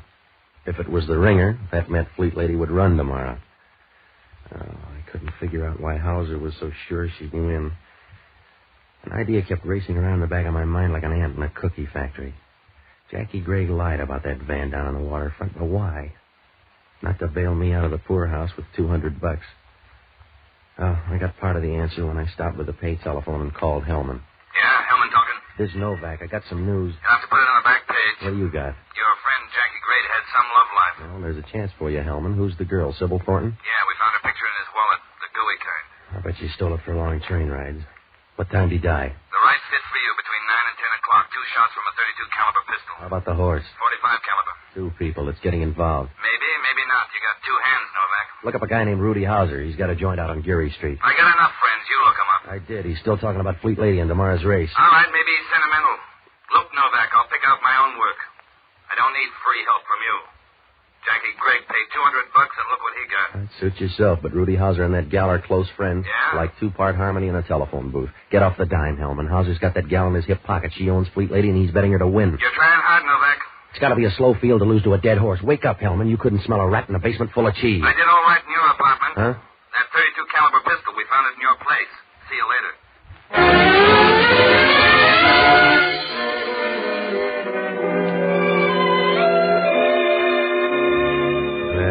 wasn't too worried about that. Hellman's smart enough to know a phony plant. I began to think about that .32 caliber pistol. It's a woman's weapon. Well, that doesn't prove anything. So's a bread knife if she's in a bad mood. Must have been about midnight when I got to Sybil Thornton's place. She was wearing black lounging pajamas tied tight around a slim waist. She looked like a wasp with a nice sting, and she had company. Come in, Mr. Novak. Yeah? Mr. Novak, this is Ronnie Stark. Hello, Novak. Yeah. Well, he's not very friendly, Sybil. He's just parting because they're going to arrest him for Jackie's murder. How do you like Hellman? You've known him longer. Yeah. Somebody left the murder gun up at my place. Where you been all night? Please, Mr. Novak, you're embarrassing Ronnie. That's right. I'm blushing, and it's not the whiskey, Novak. I see. You must stay longer, Ronnie. She's persuasive, huh, Novak? See you tomorrow. You won't forget, Ronnie. No, I won't forget. I'm betting on you, Novak. What won't he forget? Mr. Novak, I hope nobody ever asks you that question. You don't want to talk about putting that gun in my apartment? No. Let's talk about Rudy Hauser, then. Your meat grinder friend. We just had a good talk, and he opened up a new road. What'd you tell him? Don't break a spring. He's all right. Will you do me a favor, Patsy? Like not talking to Hauser anymore? That's right. Won't do you any good, Patsy. It'll do me a lot of good. How's he going to know which horse got killed? I'll bet you lied to him, Angel. It's my apple cart, Patsy. Leave it alone. Sure. But play your hand right, baby. Because I'm going to watch your cards. And if you got one that says Jackie Gregg, I'm going to call you the hard way. Patsy, you nice beast. I really think you would. Sit down. Yeah. A drink? No, Do you good. not right now. Well, you've read the book. Just a couple of chapters. I bet they're the right ones. You better watch out, baby. I may be a long shot. Well, you care as long as I bet. I don't. That's good. I didn't think you'd mind. Aren't you beginning to crowd the beachhead? Don't be a sissy, Patsy. You can't live forever. All right, Angel. It's time to wire the folks. Mr. Novak, just wait until you know me better. That's for me. I left the number. It's your fault, then. Yeah. Hello, Patsy. What'd you find out, Jocko? Not much. Nobody seems to care about the sixth race. I care about it. Oh, that's because you killed one of the jockeys. The rest of the people have a more casual interest. How do the odds run? Oh, no heavy favorites. Thin Air and Sleepy Time Gal figure to be the best at around 5 to 1. What about Fleet Lady? Down the line somewhere. I talked to one fellow. He says she's a dog and couldn't beat a paralytic goose over 100 yards. Yeah, what else? Well, that's all. What do you mean, that's all? Start digging, Jocko. We're not getting any place. Not even at your end? Huh? Well, I counted on you to do better than that. Good night, lover.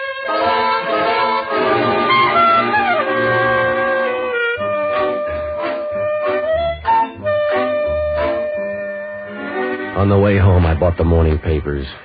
There was no story on Jackie Gregg, no details, and most of the story was a statement by Hellman on Hellman. There was no mention of Fleet Lady, and at 1 o'clock in the morning, there was nothing I could do but roll into bed. I woke up about 9, called Jocko. It was like sending a message out to the Farallones by Indian Runner. He just muttered and said he'd meet me out at the track. Well, I had to have some more dope, so I called Ira Snow. He calls the races and bets on them. The way he does it, a horse is a real beast of burden. He was playing elf when I got him on the wire. Yeah, Ira, this is Novak. What do you know about the Bonanza Handicap? it's a horse race. Oh, you're funny. What about the field? Are the horses any good? For hamburgers, maybe. Nothing else. How about Fleet Lady? Eastern track. Nobody knows. Would she be worth a heavy plunge? Yeah, if you want to be a monk. What's this all about? Ira, I'm in trouble. How about a fix? Could they run a ringer in on Fleet Lady? Yeah, it's been done before, but it ain't easy. That's what I figured. How's Rudy Hauser on horses? He ain't.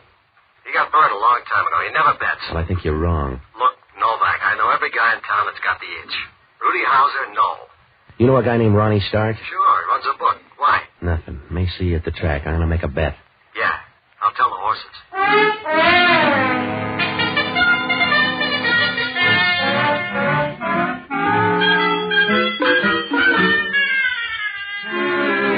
Well, that left me in a hole. If Ira was right, Rudy Hauser on Fleet Lady didn't make a bit of sense.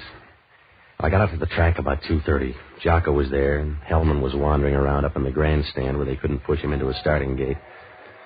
Sybil Thornton waved from her box as I walked by to get a better shot at the starting line for the 6th. They were almost at the post when Jocko came back from the betting window. Well, Patsy, I bet $2 on a horse called Scotch Victory. It seemed like a good omen. Yeah.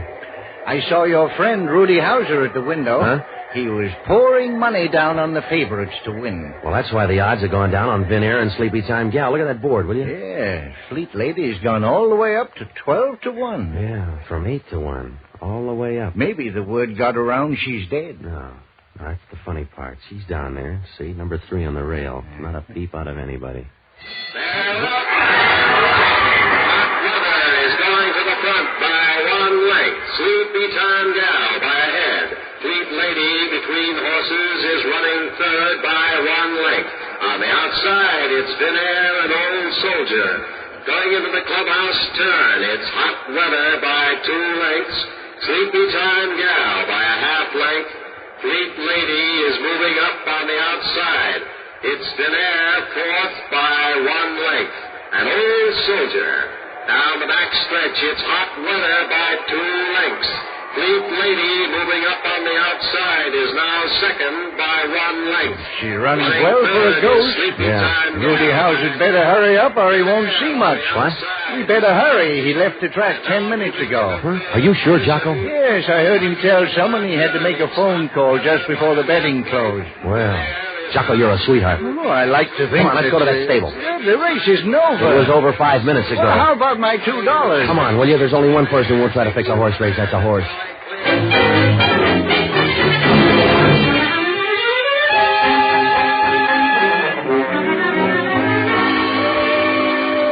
Well, I knew there was going to be trouble fast. The horses were just coming under the wire when I waved to Hellman and started for the stable. When we got there, Sybil Thornton was clearing out like a fire sale. I'm in a hurry, Patsy, darling. Let me by. Now, you made a bad play, Angel. Stick around. Let me by, Patsy. You heard him, lady. Stick around. Thanks, Copper. I'll take charge. That's a big gun, Hauser. I got a big beef. You let me drop $100,000, Sybil. It's your idea, Rudy. Not this way. You let me drop $100,000 because you ran Fleet Lady. The program said Fleet Lady, and that's who ran. I brought those odds into line at the window. My other 80 looked bad on Fleet Lady. You didn't stay to watch her trail the field. All right, I didn't stay. You lost your $100,000. You killed the ringer. You were a smart big shot who was going to sew up the race. You ran Fleet Lady and cost me $100,000. All right, cop, I'll move away from her. Over this way, Sybil. Oh, don't let him do it, Patsy. I want to see how tough you are. Come on, Sybil. Let's you and me move against the stall. Watch out, Hauser. You're backing into the horse.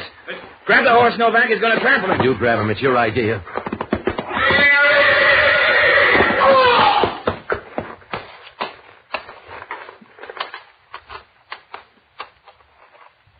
Dan.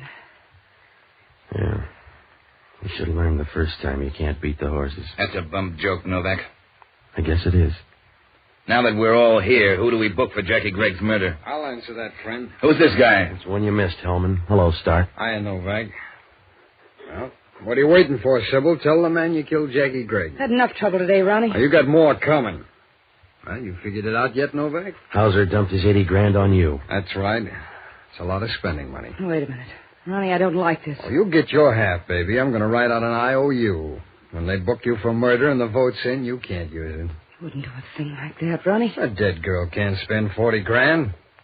She killed your guy, Copper, and tried to palm it off on Novak. I was there, so I'll testify. Ronnie, you're a no good guy. Don't be silly. I love justice. A booker for murder, Copper. I want to tear up that IOU.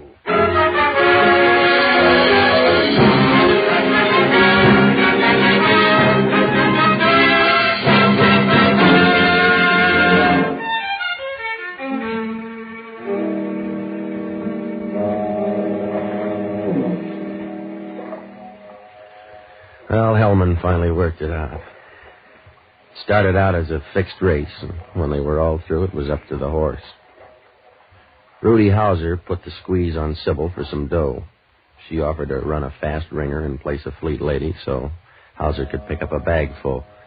Rudy just wanted to make sure, so he sent one of his boys around to knock off Fleet Lady. Only the guy killed the ringer instead. Well, that was a break for Sybil. She made a deal with a bookie named Ronnie Stark to take all of Hauser's bets and guarantee him that Fleet Lady couldn't win because she wasn't that good a horse. It panned out that way. She let Hauser think Fleet Lady was dead. He spent the $20,000 at the window pushing up the odds on Fleet Lady and dumped another 80 on her to win. The moving van? Well, that was a phony story Greg used to get me to scare Sybil. He wanted in on the deal. He went back to the stable that night, got in a beef, and she killed him. She had him out in her car. When I went to make that phone call, she figured it was a good way to pass the buck.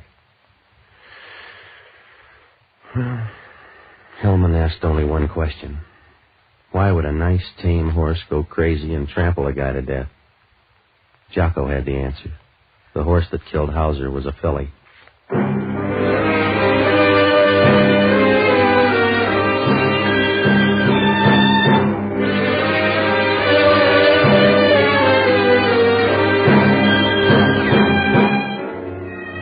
Broadcasting Company has just brought you the fourth of a new series, Pat Novak, for Hire, starring Jack Webb.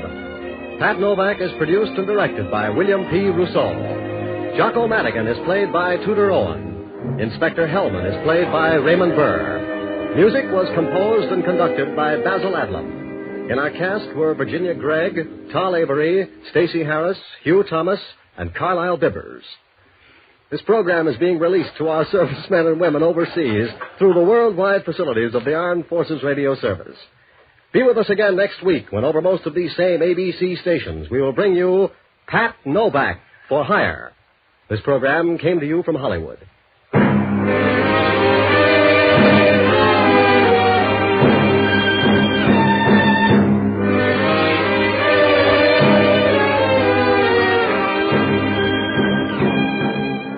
A listening reminder. Tonight, don't miss Jane Wyman when she guest stars and explains how she created her unforgettable role as the deaf mute in Johnny Belinda. Hear Jane Wyman tonight on this ABC station. This is ABC, the national broadcasting company.